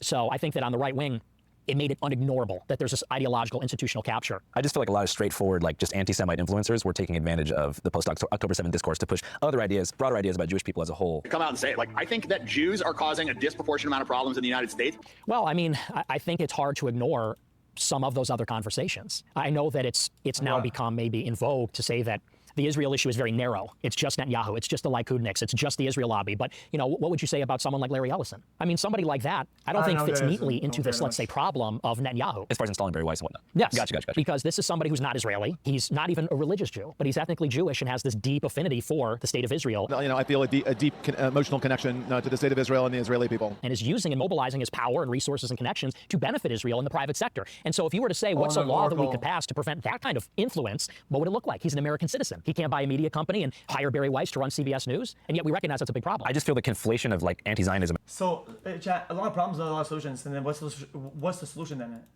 Should you have people if your company is big enough, should you now become non-religious? Should you have no ties with no state? Should you have to disenfranchise yourself from everything? You have to become a neutral slate? I disagree. And like Holocaust denial played into the hands of the Israeli propaganda apparatus. Because then they can say, hey, look, these people that oppose what we're doing in Palestine also don't think the Holocaust happened. It's a big jump in the public perception. It was almost to me as if that was your intent, to lose any legitimacy about any argument as it relates to Israel and the Likud government, is to say those edgelording things or whatever. Jews are money changers. Bullshit artists, psychopaths, charlatans, grifters, manipulators. I don't know anybody that can hear you after you say that, including myself. It delegitimizes everything.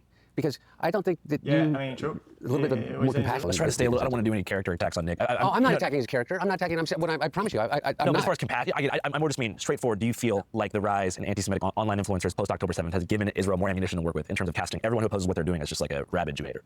In some cases, sure. But I also think that's overstated because I think that, look, let's just be honest. I do believe people. Dude, no, you're missing the point about what I'm saying. I'm saying, what if out of all the big CEOs, some of them, a few of them, even if a lot of them are Jewish? Why does that have some? So oh my God, now it's all of this and all of that. I mean, what is the solution then? Should you only be a big CEO of a big company if you're not? Like should you say, okay, if you want to be CEO, you have to fuck that and forget about all your roots and what you've been doing? I mean, what are these solutions? It's just weird.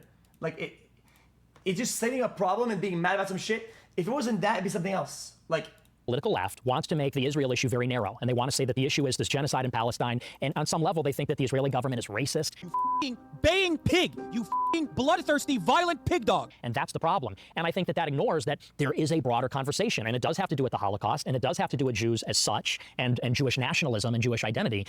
So to try to shoehorn it in and say, well, if anybody goes further than this very narrow critique of Israel, well, they're actually helping Israel, I don't agree with that. I think we have to unpack the whole conversation. Well, do you care a lot about Palestinians? Not more than I care about anybody else. So I guess that would be why they would be like, okay, you're just taking advantage of this discourse. But what is America getting out of all this, though? The main problem that I have as a, I'm a taxpayer, United States taxpayer. Okay, the main problem I have is that what is the exchange here? what's the if they elaborate on some strategic, geopolitical, economical scheme or whatever. I mean, but it just feels like it's a one-sided trade, and it's kind of awful. I don't think it's taking advantage. I think that we can sympathize with the Palestinians while also realizing that, look, I'm an American. And so it's a tragedy what's happening in Palestine, but there's tragedies happening all over the world. My problem is that Israel has this influence over our government. Yeah. Parkenstein said, oh yeah, sorry, I said that. Even if that were true, or they have all this intel sharing, how much intel could there be more than other countries that they do business with that justifies that much spending? I mean, I'm sure they get intel and tech and other shit from other countries, right? At a price that's like way better. I mean, aren't they just getting scamazed? I mean, they had to be getting scamazed. I mean, at this point, this would be the most biggest investment per piece of intel or per whatever. I mean, this would be the biggest sale of all time. I'm a newcomer to politics, but not to backing the Jewish state. And we're paying for the genocide, and we're furnishing them with the weapons to commit the genocide. And by the way, America is going to be held liable for this genocide, morally, but also politically and diplomatically and otherwise. But I think the people on the left, they may be guilty of maybe caring more about Palestine than they do about America. Nick, but the left didn't cancel you. The right canceled you first. The right canceled you first, and Ben Shapiro and the Daily Wire, and those were the people that canceled. They may have utilized the tools of the left, or what you call the left, to be able to do that, but it was the right that canceled you. And by the way, I would consider a radical right. The Daily Wire, to me, is a radical right. I don't think they're even reactionary. I don't think they're that conservative at all. Ben Shapiro, I mean, he's not like he's in favor of mass migration. In 2016, they were alt-right. No, they were not. Ben Shapiro and the Daily Wire they were to the right of Mitt Romney. Yes. You know what I mean? That's what I mean. And that's they were what more I'm saying. conservatives. Yeah. My point was, that's who you were canceled by. I was also canceled by the left. No, I know. They came along. They came along because some of the more egregious things that you said is edgelording. They came along. Whether you call it canceling or saying, like, what the fuck? This is what I call it. What the fuck? like what the fuck? And so, like, I don't find it funny. And just like you're able to say, well, I just think it's funny, I'm able to say, I don't find it fucking funny. I didn't find it funny then. I don't find it funny now. I didn't find it funny that some of the things that, you said about me. But I'm willing to sit here and listen to you because I want to get to this, and this is my whole point. What about fucking Donald Trump? Yeah, we can get to that. Yeah, how, of all the people in the world, where you could look. That part was a waste about that joke that he did or whatever. Like, I mean, I get it. I feel like I voiced my counterpoint kind of better than he did. And say he doesn't believe he's not voicing So for context for the viewer, Donald Trump is currently the sitting president of the U.S. For audience abroad. The war with Iran was supposed to be over. Now we're back in business, baby. Khomeini had a pretty sick funeral if you saw the video. So you guys don't like Trump. You used to like him. I did. You've always hated him. He's tried to destroy your life. Yeah. You guys were cool. You guys hung out once at Mar-a-Lago with Kanye. You've never hung out with Trump, right? Would you want to? No. Do I want to? Yeah. Okay. Look, man, I would. Like, can we get him? Can we get him in the motel room? So I want you to imagine. I want you to imagine he's in the motel with us. Yeah. That's Trump. What do you want to? How about what do you want to ask him? Oh, put me on the spot. I don't want to ask Donald Trump anything because I know, and I think you would agree with me, is that Donald Trump isn't going to give me an authentic answer. Donald Trump never gives an authentic answer. He gives what people refer to as being authentic, but it's not authentic, it's audacious. It's like the example that I give that is the best metaphor for this is that he says he's 6'3", weighs 225 pounds. And everybody laughs because that's a little bit like edgelording, right? Everybody knows that he is maybe 6 feet and weighs maybe 300. 285? He's a big guy. He's a pretty big guy. Yeah, big guy. But by virtue of every picture ever taken of anyone that's 6'3", he's not. I mean, of course he's right. I mean, he never stops playing the part. I mean, it's part of his job. At this point, he's so ingrained into all those political systems, whatever. When does he actually get to sit down and actually not be performative or whatever? I mean, he's gonna be like this until the end times. 6'3". I am. Okay. Yeah, I know you are. Thank you. You're 6'2.5". Maybe. That's maybe. What else? But my point How is that the reason I don't have a question for him is because I'm absolutely certain that he is not going to give me an authentic answer. So look, he came into the Oval Office in the transition this time, and he told my dad that he thought that he did an amazing job. He did an amazing job with the economy. He did an amazing job with NATO. He did an amazing job, and that he got a raw deal from his side. And anything he could do, particularly for Hunter. Hunter got screwed. Whatever I can do, you let me know. Bullshit. He then went out and he has now since then done nothing but blame Joe Biden for every single one of his problems. 11 months ago, I inherited a mess. Joe Biden handed us over a country that was in very serious trouble. Biden gave us a horrible economy. And I really mean this. I think the good parts are the Trump economy and the bad parts are the Biden economy. He mentioned my dad's name or my family's name 6 times a day in the first 100 days of this administration. 6 times a day. He does it maybe 4 times a day now because he has no answers. All he has is a finger to point. And that's all he does. My point is, I don't know what to ask him. Why are you such a dick? What does your dad think about the war? Right? What I'm not going to get into what my dad thinks about the war.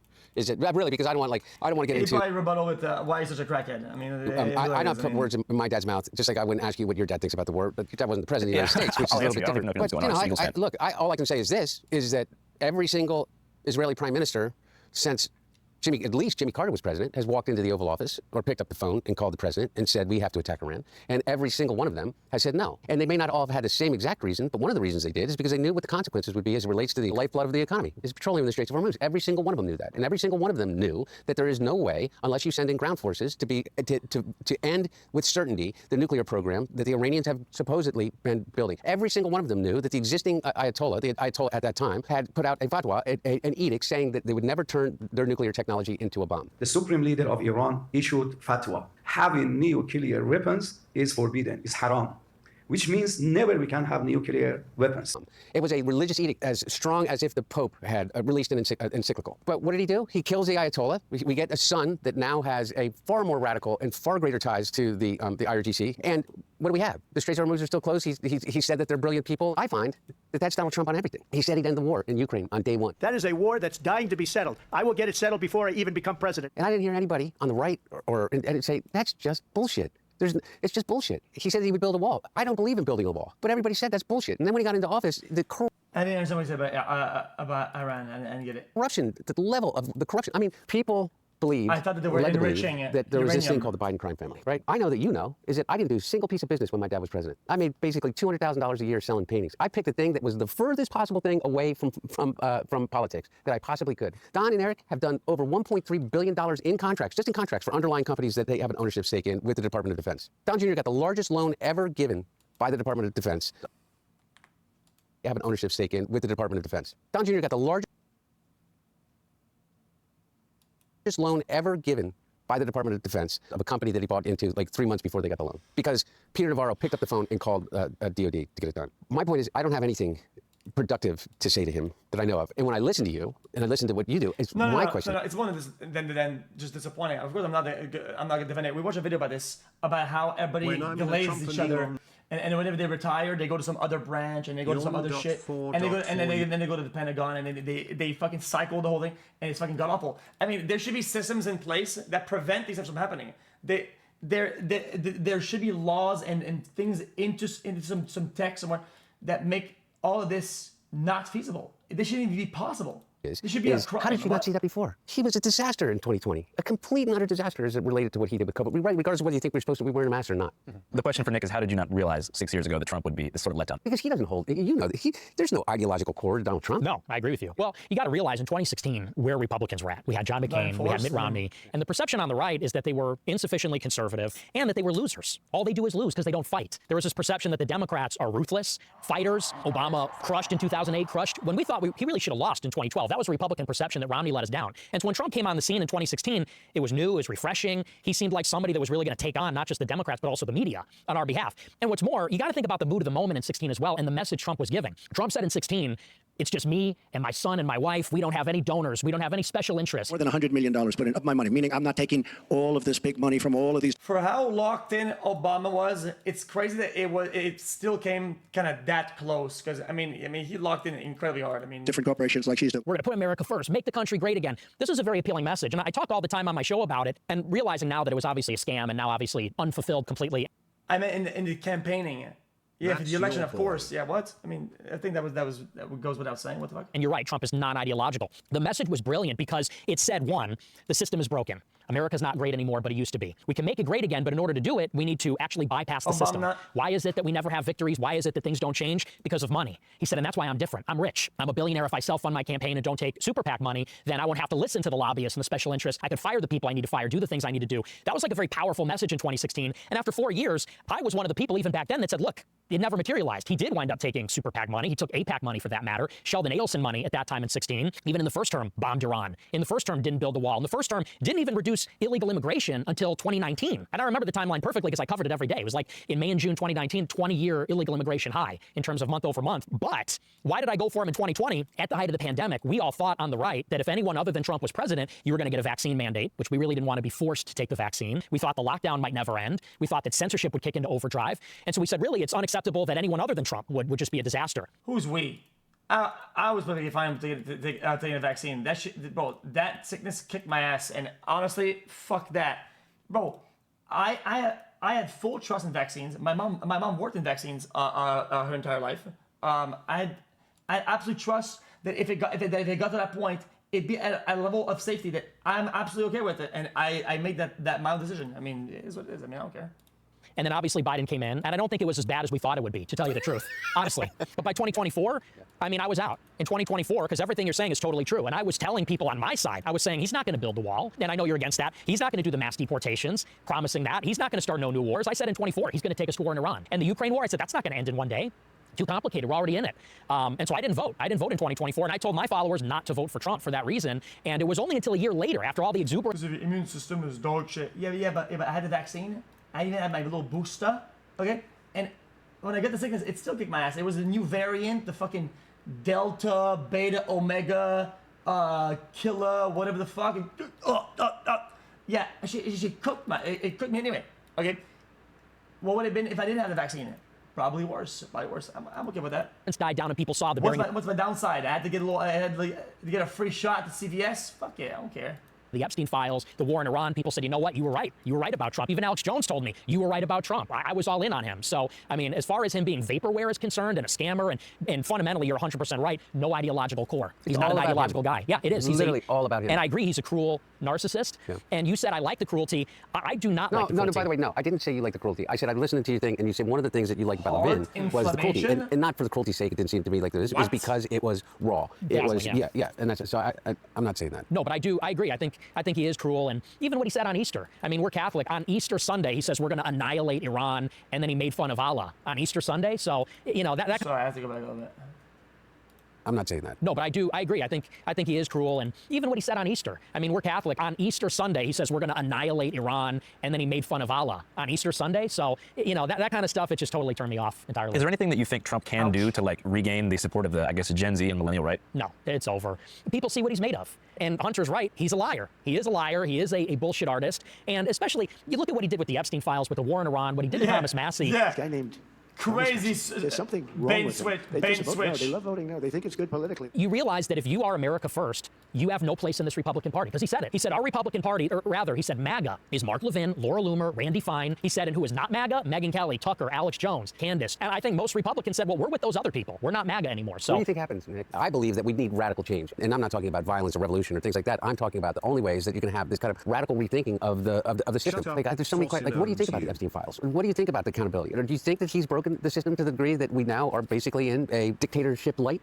No, I actually have a lot of confidence only because I think the Democrats are going to take the House in 26, which I support. I'm telling my people, vote Democrat. We want the Democrats in the House because what they're going to do is they're going to use the oversight powers to bring all the corruption to light. Because I know Republicans will watch this, and when you say, you know, we didn't commit crime, they're going to be skeptical. However, for the sake of argument, let's say the income you made during Biden was ill-gotten. For the sake of example, it's just doesn't hold a candle. It doesn't even come close, doesn't even touch Jared Kushner, Howard Lutnick, Steve Witkoff, Don Jr., Trump himself. It's just a different sport. It's a different game entirely. And I want all that corruption to be revealed. And I think the Democrats are going to do it. I hope they get impeached. I don't think they'll be removed from office, but I think it'll basically drag this administration to a halt. And then 28, I think there's an opportunity for a clean reset with both sides, right and left.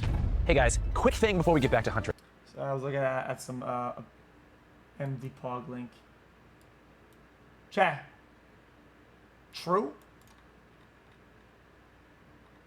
So what's the conclusion? Chat.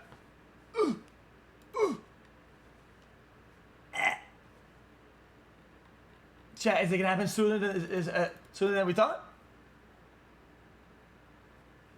Let's take a look. Other vaccines can cause inflammatory problems, but the symptoms tend to be more diffuse. This public scrutiny. Huh?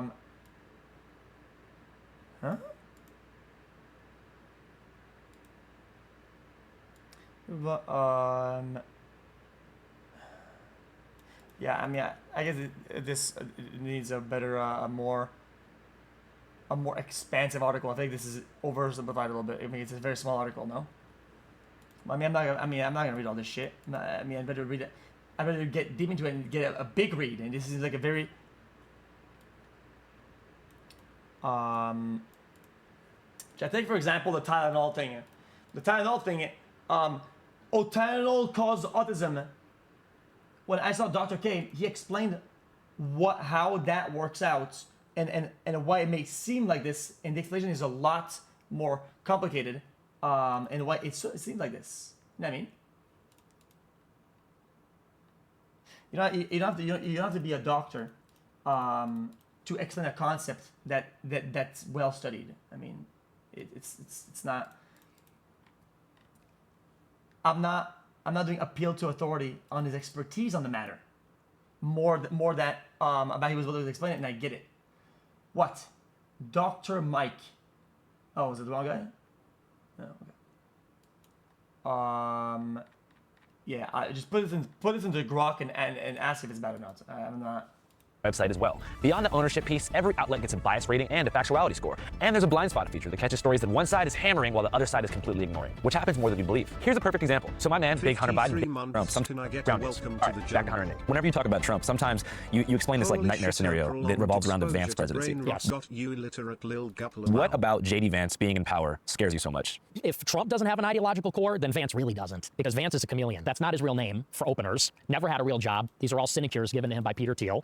6 years ago, he's a never Trumper. I'm a never Trump guy. I never liked him. I think that he's leading people in a very dark direction, and that's ultimately what worries me the most. Terrible candidate. Idiot if you voted for him. Might be America's Hitler. I was wrong about Donald Trump. I didn't think he was going to be a good president, Brett. He was a great president. Now he's a national conservative, national populist, and so we don't even really know who he is. I mean, to me, this is basically a Manchurian candidate. This is a shell, and who is the power behind him? It's the oligarchs. It's the little tech oligarchs in bed with the CIA. You know, especially at this fever pitch with AI. I think that's really dangerous. So to me, him being president is just a worse scenario in my mind. For the uninformed viewer, what is the Palantir-JD Vance connection? Well, Palantir was founded by Peter Thiel, and Peter Thiel's very close with David Sachs. JD Vance was given his first job in Silicon Valley by Thiel. Thiel hooked him up with it. You know, the CEO of that company said it was a personal favor to Thiel that I hired him. And then Thiel got him all his jobs at these various venture capital firms, including his own, and then funding JD Vance's venture capital firm. Peter Thiel gave $15 million to Vance when he ran for Senate in Ohio in 22. Peter Thiel secured President Trump's endorsement for him in 22, which basically got him the nomination and the seat. So, I mean, as far as anybody's concerned, Vance owes his entire political career to Peter Thiel, who derives his fortune from Palantir. Yeah, but how do you give somebody 15 mil for political campaign? Is that even allowed? You can get injected with that much capital to do your thing? And now he's a Catholic like you and me. Well, he's a convert, so, you know. Beware the convert. Yeah. So do you think that Trump's unfulfillment of his campaign promises was a result of him being like compromised by somebody connected to that structure, or do you think he always just never cared? I don't know that he never cared. I just think that, you know, me, I'm an idealist. So I think about the ideas and the concepts. Trump is a businessman. And so I think with him, everything's transactional. And I said this in 2024. Trump knew the voters would swallow anything. The voters would not walk away from the table because they were enamored with him. I could stand in the middle of Fifth Avenue and shoot somebody and I wouldn't lose any voters, okay? It's like incredible. So he knew he could break every promise with them in order to fulfill promises for the donor class, which is little tech, the Israel lobby, and Wall Street, the bankers, Tim Mellon, you know, the big asset managers. So I think with him, everything's business, everything's a transaction. And that's why you can't trust him. You have to do business. And in 24, I said we should all collectively say we're not going to vote unless he makes certain commitments. And not enough people did that. But I mean, that's fundamentally his flaw. Your critique of this like elite power structure sounds like vaguely anti-capitalist. It's not anti-capitalist. You know, capitalism says large amounts of capital will be held in private hands, which I believe in. I am a capitalist. But I think what is happening is that it's the way that money is used in government. There needs to be a distinct and separate national power that subordinates the money power to it. The problem is the billionaires buy all the elections, buy all the media, control public perception, and so really we're all subsidiary then to the market. So I support capitalism, but it just has to be underneath the nation, underneath the state. It seems like you have a pretty optimistic perspective on the year 2028. Well, he's going to get a third term. So Trump 28. Trump is going to be president 28. Kind of keep coming back to this like clean election year. Do you think? What I hate about the president bullshit is the fact that they can never lock in to just do the president job. Why do they always have to worry about the fucking the midterm, the re-election, the next thing? Like they're always campaigning for some shit. Why can't they just sit down and do job? Do job. I mean, I think it's fucking bullshit. I think it's fucking awful. I think that's going to be like a renaissance year for outsider candidates and outside media channels. It can be. I think it certainly can be because I think there's frustration on the right and on the left. You know, you see even in the primaries on the Democrat side, it's all DSA, progressive types that are winning. You ironically have the same frustration on the left with their establishment as we have on the right. And so I think, you know, in 2028, it's going to be a year where there'll be a competitive Republican primary and Democratic primary, and hopefully the people make their voice heard and we get some new options, you know, maybe that reflect the will of the people more. Yeah. And so what do you think about somebody like Mamdani? Personally, I don't like him. I don't like some of the things that he said, like, for example, on 4th of July, when he takes the opportunity to sit there with, let's be honest, not a single white person. 100 mil in the last hour. I saw something in chat about reapplying for the stay quiet list to get wins like this. In the room and says, you know, the founding fathers would look down on us, the working people with their dirt-streaked hands against the billionaires. I think it's a little too divisive. Classic. I like his energy. I like that he's young. It's ironic. Yeah, fair enough. That's rich, buddy. But no, look, but it seems pointed at me. I know, but the thing. He was dissing you in that video? Yeah, a little staring bit. down the camera like, you Nick, you son of a bitch. People like me. Yeah. But what I see is somebody is using government for exactly the purpose that you just said, is to break the oligopoly, to target the anger towards a tiny percentage of the population that is that has controlled the levers of government from the White House down to the mayor's office in New York City or Peoria, Illinois, to that matter, and even more so as you go further down that chain. You know, Jeff, it's something that I feel like a lot of mayors didn't do. Is I feel like he's kind of, regardless of what people feel about him, I think he's building some form of trust that some form of change, and even if it was fake, it doesn't matter. Like that you can get something done. Like I feel like you don't really get that a lot. So I look at somebody like Mondani, and regardless of his delivery, which may be off-putting, particularly from somebody coming from your side, is that he's delivering. Vocalize that. You know what? I mean, he's really delivering. Parts. You know, like I saw somebody going after Mondani for some of this stuff, and particularly about rent control. You know, and I was like, well, how do you think the middle class was built after World War II and the GI Bill and rent-controlled buildings that created those communities that we were talking about an hour ago? The GI Bill provides returning soldiers and veterans a range of benefits, including mortgages to purchase homes, loans to go to school, and this really was instrumental in creating the new American middle class. Created the availability for somebody that was 26 years old that had a job with the MTA to be able to live and work in the city and put a kid in a school with the idea that they would be safe walking there and go to a park that, you know, where the water fountains worked. That's what I see him trying to do. I mean, by the way, it's just so tired and, you know, ridiculous. He's a communist. Like it's about the communists. Like who even says that anymore? Really you know what? It was 1981, and we're watching Rocky V and worried about the communists. You know what I mean? I just don't. How about tell the people to get the fuck out of the city? I mean, seriously though. How about tell the citizens how it is? Hey, citizen, you cannot afford to live here. It's a piece of shit, fucking absolute shithole waste of your time and money. Get the fuck out and start slowly shaving off extra population. And oh my God, rent is going down. Holy shit, who would have thought? Oh my God, I can actually make some money and live and have some savings. Who would have thought? Like, Jesus Christ, man. Get it. Oh, wait, what's happening? Wait, what happened to my audio? Hello? Did I just go schizo? And so I look at somebody, you know what I mean? I just don't get it. Rocky IV. My whole Philly legitimacy was just blown right there. But it's just kind of, so I look at somebody like Mamdani, I think, well, he's just talking about good government. Like, what do you think about healthcare? Don't you think that there should be a single-payer system? Don't you think that there should be some guarantee as a right? Because I don't know how you make it in this country and aspire to a middle-class life and be able to afford a catastrophic event as it relates to your health. I mean, it's over. You're done. Yeah. Like, I don't support single-payer, but I do believe that everybody should be entitled to some minimum level of coverage, catastrophic insurance. So, in principle, I agree. Which is Medicare for all to a certain degree, right? I mean, because that's all that Medicare does right now. Well, why is that radical? See, I don't think that's necessarily radical, but to them, it's radical because we've been convinced that it's radical. To them, those others. Yeah, no, them. I mean the insurance companies. Sure. And their lobbyists who control 55% of Congress, regardless of who's in power. Right. Yeah. Well, and I don't think that's necessarily the most radical. I think, though, he is with the DSA, the Democratic Socialists of America. He backs all these DSA candidates, and let's be honest. That says, Macy's are some of the only places folks can kick off their careers now. Absolutely not. Absolutely not. You can gain a lot of experience, expertise, and develop your career outside of the fucking cities, dude, and make a good living. But most places, like even online, you don't have to be in the middle of fucking LA, bro. Main problem is that it's always, oh my God, look, LA's so good, LA's so good, buddy. Most people in LA cannot afford to live in LA. Most people that are in LA are downwards trend in quality of life, happiness, downwards trend. They're just about air quality, inhaling smog. I mean, every day you're just, bro, you're just fucking breathing in poison. For what? For what? Because it's the cool city, dude. So much cool shit that you can do when you can actually afford to live, and maybe as a byproduct, maybe you'll get some friends or whatever in some other place. Why does it have to be some of these big-ass smog city, man? A lot of them are radical. Like, I saw one of these candidates that just won in New York a couple weeks ago, the Chevalier candidate. There's a picture. She hates my dad. Yeah, I know. She said about my dad. She had awful things about him. Yeah, and she says, I didn't have a napkin to wipe my hands, so I used the American flag. Yeah. By the way, I think it's crazy. But like the same way that, you know, I thought a lot of the stuff that some people that got elected in 2016, 2020, even during the Tea Party, you know, kind of movement was, you know, egregious. Again, egregious. If it's a legitimate rape, the female body has ways to try to shut that whole thing down. So what do we do? What do we do, Nick? I think a better question is, for real, what do we do? Can you at least come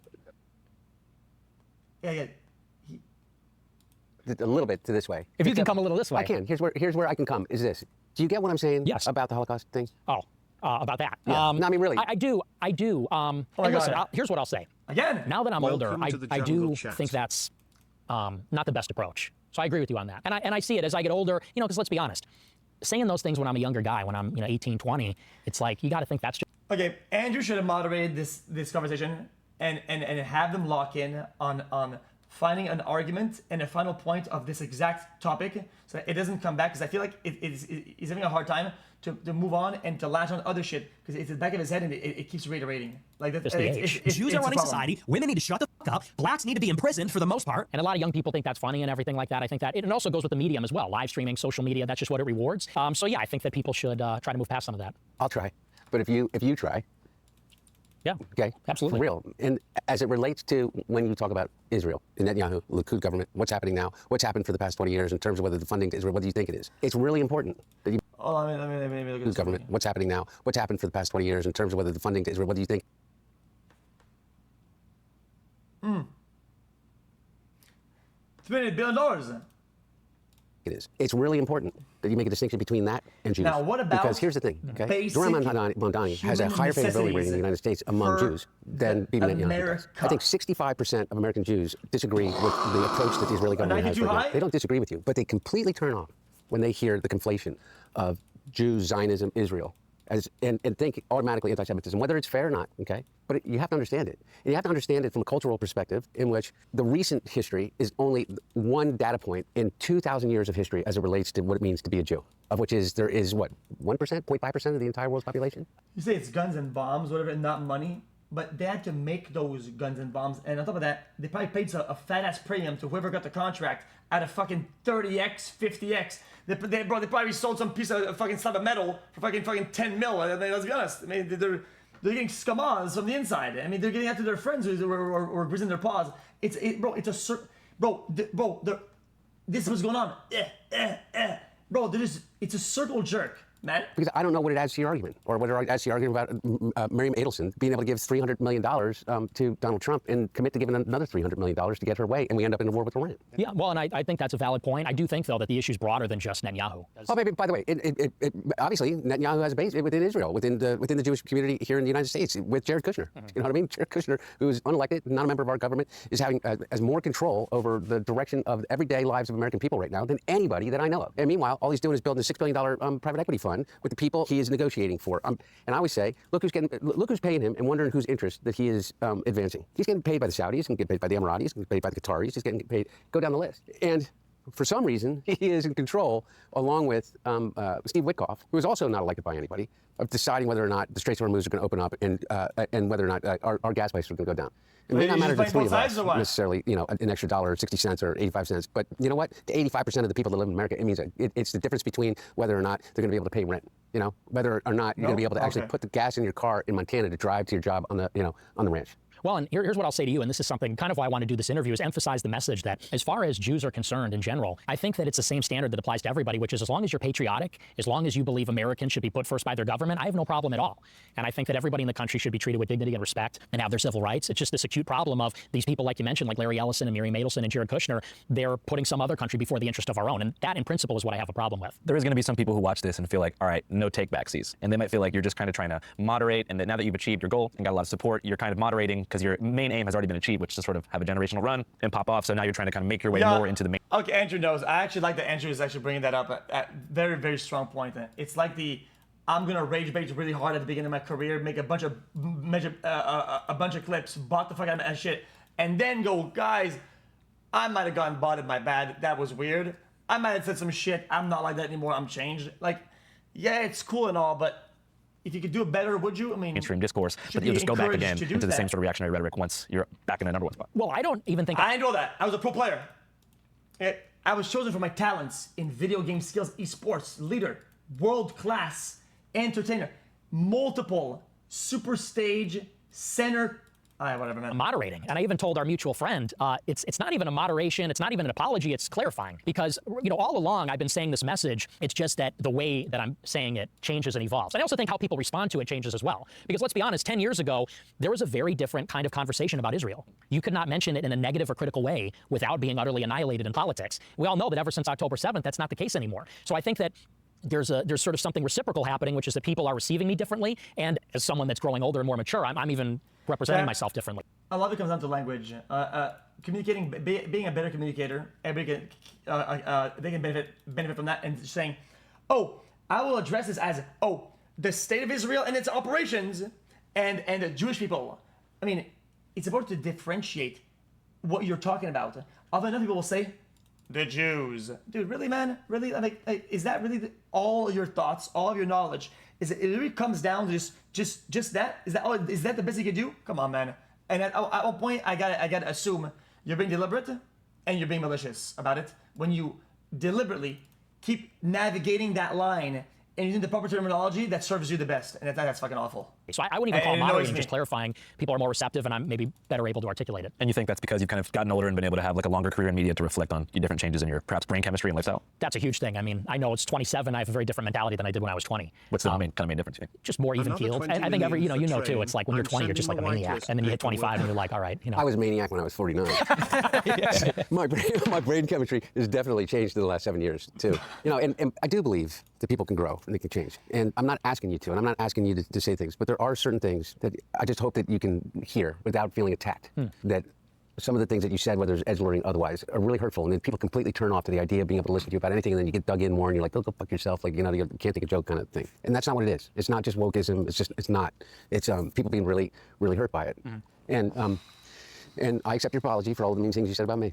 Banana? Yes. Yeah. Banana? You know, I mean, chat, it's not that I disagree, but I mean, it was brought from here, I think from here to there. I mean, we're talking about, nearly 40 minutes. on my apology tour. Yeah, I mean, is that the one thing you did say? You said I was a degenerate crackhead. I have the problem with that, not you. Me? Yeah. And I also said you were cool, though. Yeah, no, by the way, you said I was a degenerate crackhead, and you know what? I'm not even mad about that, because I was a degenerate crackhead. I spent more time on my hands and knees smoking anything that even remotely resembled crack cocaine. It's true. And now you're sober. Yeah, I find it interesting. You also said that you've never drank before. Right. Yeah, I've never had a drink. Never done drugs. That's because you grew up, you know, with me. You're like, don't be that guy. I grew up with you too, and I was doing. Yeah. You're not as smart as he is. My brother never drank. My dad too. And I was gonna ask you, Nick, what kind of prompted your choice to just like be sober for life and never drink? Well, you know, a big part of it is I had a lot of addiction in my family. You know, my grandfather was an alcoholic, committed suicide. Uncle died from an overdose from crack cocaine. My mom, two of her uncles, heroin addicts for their entire lives, and it just devastated my family, devastated both of my parents. And so I know I have that addictive personality and probably have the genetics for it. And not only that, but I like being rational. I like having my sober mind. I think that's actually a sacred thing, to have unimpaired reason. So the thought of losing control and even being tempted to get into, you know, worse things, I just thought it's just not worth the risk. So it's just never for me. Well, how much, by the way, sorry, do we have time? Is it how much do you think? So there could be a part genetic for sure, and also behavioral during early stage development. I mean, it's a well-studied fact. It is what it is. I mean, COVID.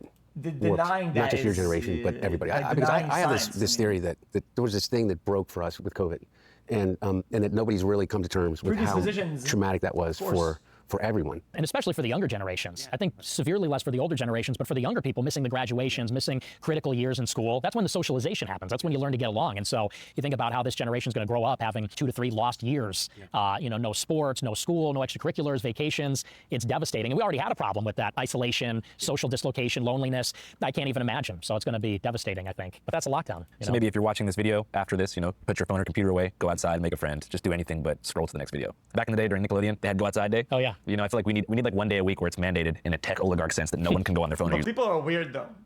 The computer. Man, I would love that. I mean, that's one thing. Is if we could, one thing we could all agree on. The way I say it now is you're all carrying around a bag of heroin in your pocket. Also, every time I went outside and I heard some guy talk about a video game, I would interject and I start talking to them, whatever, just to see that I log into them and they're fucking dog shit. And now I have a friend that wants to play the game, but he's fucking dog shit, and I don't want to spend my time with a dog shit player, so I don't know what to do. So I end up fucking appear offline and all that, and it's devastating. I mean, everybody is, and it's probably even more dangerous in some ways. Would either of you guys ever run for office? Are you asking me for real? Yeah. No. I think that politics, the way that my dad engaged in it, and I'm obviously incredibly biased, is an incredibly noble thing. But that's not where my head is in terms of what I want to do. I want to reach. My whole thing is that forget all of this. I want to reach 1 million people in addiction. I think one of the biggest things about addiction, one of the reasons why it continues to be this epidemic, is that we don't talk about it. Is that you don't even talk about it around a dinner table. And what you realize, if you're coming from my particular unique situation, is that everybody comes to me and they tell me their story. And sharing that is like, you know, breaks that cycle of shame. And so I want to reach 1 million people in addiction. How about you, Nick? Would you ever run for office? I don't think so, no. Just because you can't, I don't think you can fully be authentic when you're running for office because it's a different role. And I think my role, they say, according to the Overton window idea. Ideas that are inside the Overton window are ideas that are politically safe. The public is ready to accept them. Chad, what if the drugs were so expensive that you had to fucking super lock in and get a really good job to buy them? And then by the time that you get all that money, you don't even want to do the drug anymore. They say that if you want to change people's opinions and what they consider acceptable, you kind of have to be the first to the punch and maybe considered a bad person or evil or whatever in order to promote your view. And so that just doesn't lend itself to that kind of politics. So I think to protect my own integrity and authenticity of the message, I have to not run for office. See what we just did? We just made probably the entire audience happy. One half is glad I'm not running. The other half is really glad he's not running. Well, if not you guys, then is there any candidate or prospective candidate that you feel like could run in 2028 that would, you know, have a fair shot that y'all support? Nobody in particular for me. Honestly, I haven't really been too impressed with who's come out of the Republican Party. So I'm hoping they'll just be somebody we haven't heard of, somebody maybe that hasn't been in office before. He's voting for Gavin Newsom. That's right, yeah. Well, if it's Newsom and Vance, I'd certainly think about it. Yeah. I would win. How about you, anybody that, you know, creates a twinkle in your eye? No, I think that there are a lot of people. I mean, I know that you think that you're going to laugh at me, but I personally like Gavin Newsom a lot. I think that he's authentic in those beliefs, whether you agree with him or not. Thomas Massey's principled stand as it relates to the Epstein files was incredibly courageous. Do not let the Senate muck this bill up. I am sorry if one of your billionaire donors is going to get embarrassed because he went to Rape Island. And that's why he's not going to be a congressman anymore. But that's why, you know, he could potentially make a really strong national candidate. And you guys think America will exist in a post-Epstein capture freeway? Will America exist? Yeah, like, you know, will America survive the current power structure's stranglehold on the media, the political system, and all public affairs? I don't know. I think AI is going to really be transformative. It's interesting. Nobody seems to be talking about that. Transformative in what sense? Like for bad? Concentration of power. That's the single biggest. And you know what? I'm actually on the liberal side on this with Anthropic over the... Jack, I think there's going to be a lot also big negative effects from AI companies and stuff. Some people are going to make some company, on a whim, whatever, AI shit, whatever, put it together. Oh, wow, they become some big and billionaire, whatever, and then they get new jobs when that shit fails. And, oh, I was CEO at bullshit AI, fuck you. And then boom, and you got a bunch of people that don't know what the fuck they're doing, had a bunch of jobs because of their previous jobs, and then nobody knows what the fuck they're doing. Boom. So, you know, because there's this battle between these effective altruists, effective accelerationists, and I really am nervous about what's going to happen, especially in the next 4 years, because they're racing towards this artificial general intelligence, artificial superintelligence, and that, without a doubt, is going to be the single biggest influence on the country, and so I'm really worried about that. And what about that concerns you? Is it surveillance? It's the concentration of power in the hands of whoever controls it. Whichever firm is the one to develop ASI, that could confer dictatorial-like powers upon the CEO of that company. So whether that's Sam Altman or it's Dario, you know, if the artificial intelligence is aligned with its creator, that person will become the most powerful person in the history of mankind. It's almost an inherent truth, in my opinion, what he just said, is that I mean, Chad, we always saw that with Elon Musk. Yeah, there wasn't that much AI at the time, but that shit is so fucking cooked. It's cooked. It's want to have a wide diversity of models and places, whatever, so that you can at least compare to some degree. Because if everything is fucking in unison, I mean, you get one guy that clicks a button and GG. Greatest leap in human evolution is going to happen within our lifetimes. AGI, let alone, you know, superintelligence, is everything that we think about the way in which we exist in the world. It's why I like the video where it shows what would Claude do, what would Grok do, whatever. Jack, I have the most unfunny meme of all time that Vegas sent me. Hold on. Imagine you are Lash. Would you majestic leap into 4 people to save the mid-boss? Short answer, almost never. If I'm Lash, majestic leaping into 4 enemies to save mid-boss is usually a throw. Mid-boss isn't worth your life. Lash is a high-value pick hero. Dying gives the enemy tempo, souls, and often the boss anyway. Even if you grab one target, you're getting instantly stunned, silenced, or melted. I death slam the shit out of those clowns. Picture this. Enemies piled up in the pit. Chipping away at my mid-boss like the weaklings they are. Sure, it's a 145-second cooldown death wish if they peel me, but I'm the Lash, God's gift to combat. Okay, whatever. The changes. And I don't think that that's in any way hyperbole. And if you listen to the people that are developing these technologies right now, they are the most alarmist. I think AI will probably, most likely, sort of lead to the end of the world. If you want to know what life's like when you're not the apex intelligence, ask a chicken. And now, by the way, I think that there's an enormous possibility for incredibly beneficial things to society, like being able to cure cancer. I just think of this one thing. Everything that AI is built on is ours. Belongs to you, and you, and you, all the way back through the human civilization. That's what they're stealing from us, and they're putting it into the hands of literally a a handful of people, all of that human knowledge, and the value that comes from it.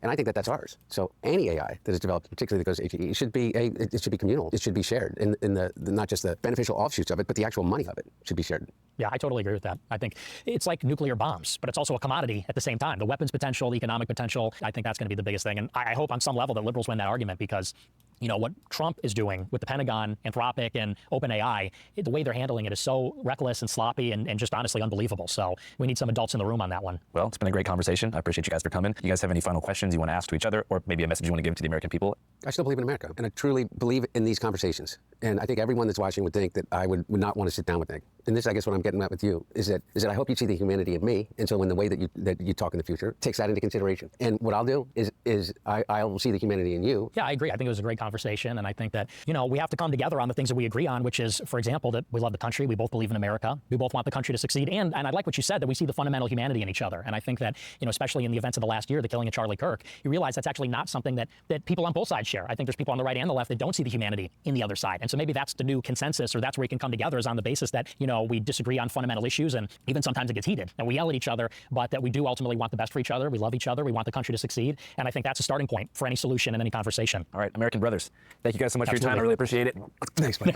After interviewing Hunter and Nick about a variety of contentious topics, not limited to, but including the Iran war and ongoing conflict in the Middle East, I thought to myself, you know what, maybe I should just go. Maybe I should apply for a visa from the IRGC and fly to Tehran to go to a Death to America rally, after which I'll scour the scene to find the underground culture of the city and figure out how unveiled Tehran street folks actually feel about the government, and eat some great food and see some sights while I'm at it. So I did just that with the help of the OG Vice News Group. If you guys want to see our extensive coverage captured in Iran, go to our Patreon at www.patreon.com/channel5. If I had it my way, everything would be free. But hiring fixers, renting equipment, traveling across the world and fighting lawsuits against powerful people is very, very expensive and time-consuming. So we need your support. Channel 5, as mentioned, is a totally independent crowd-funded newsroom. We can only make money. I think it was good. I think it was like a very defanged, if that makes sense. Not a lot of pushback, and the only pushback kind of lasted like forever. You know what I mean? Like, does that make sense? That not a lot of point of friction, explored and then argued, almost like deliberate attempts to just kind of go around all the point of friction. So it made them both look like defanged, like it was like some this is entry to political debate for Disney. You know what I mean? It was kind of like packaged in a nicer way. Does that make sense? I get it's not a debate, but there's gonna be point of friction because these don't agree. It's bound to have some form of discussion that goes back and forth. It's not a debate, but it's bound to be argumentative. Like what?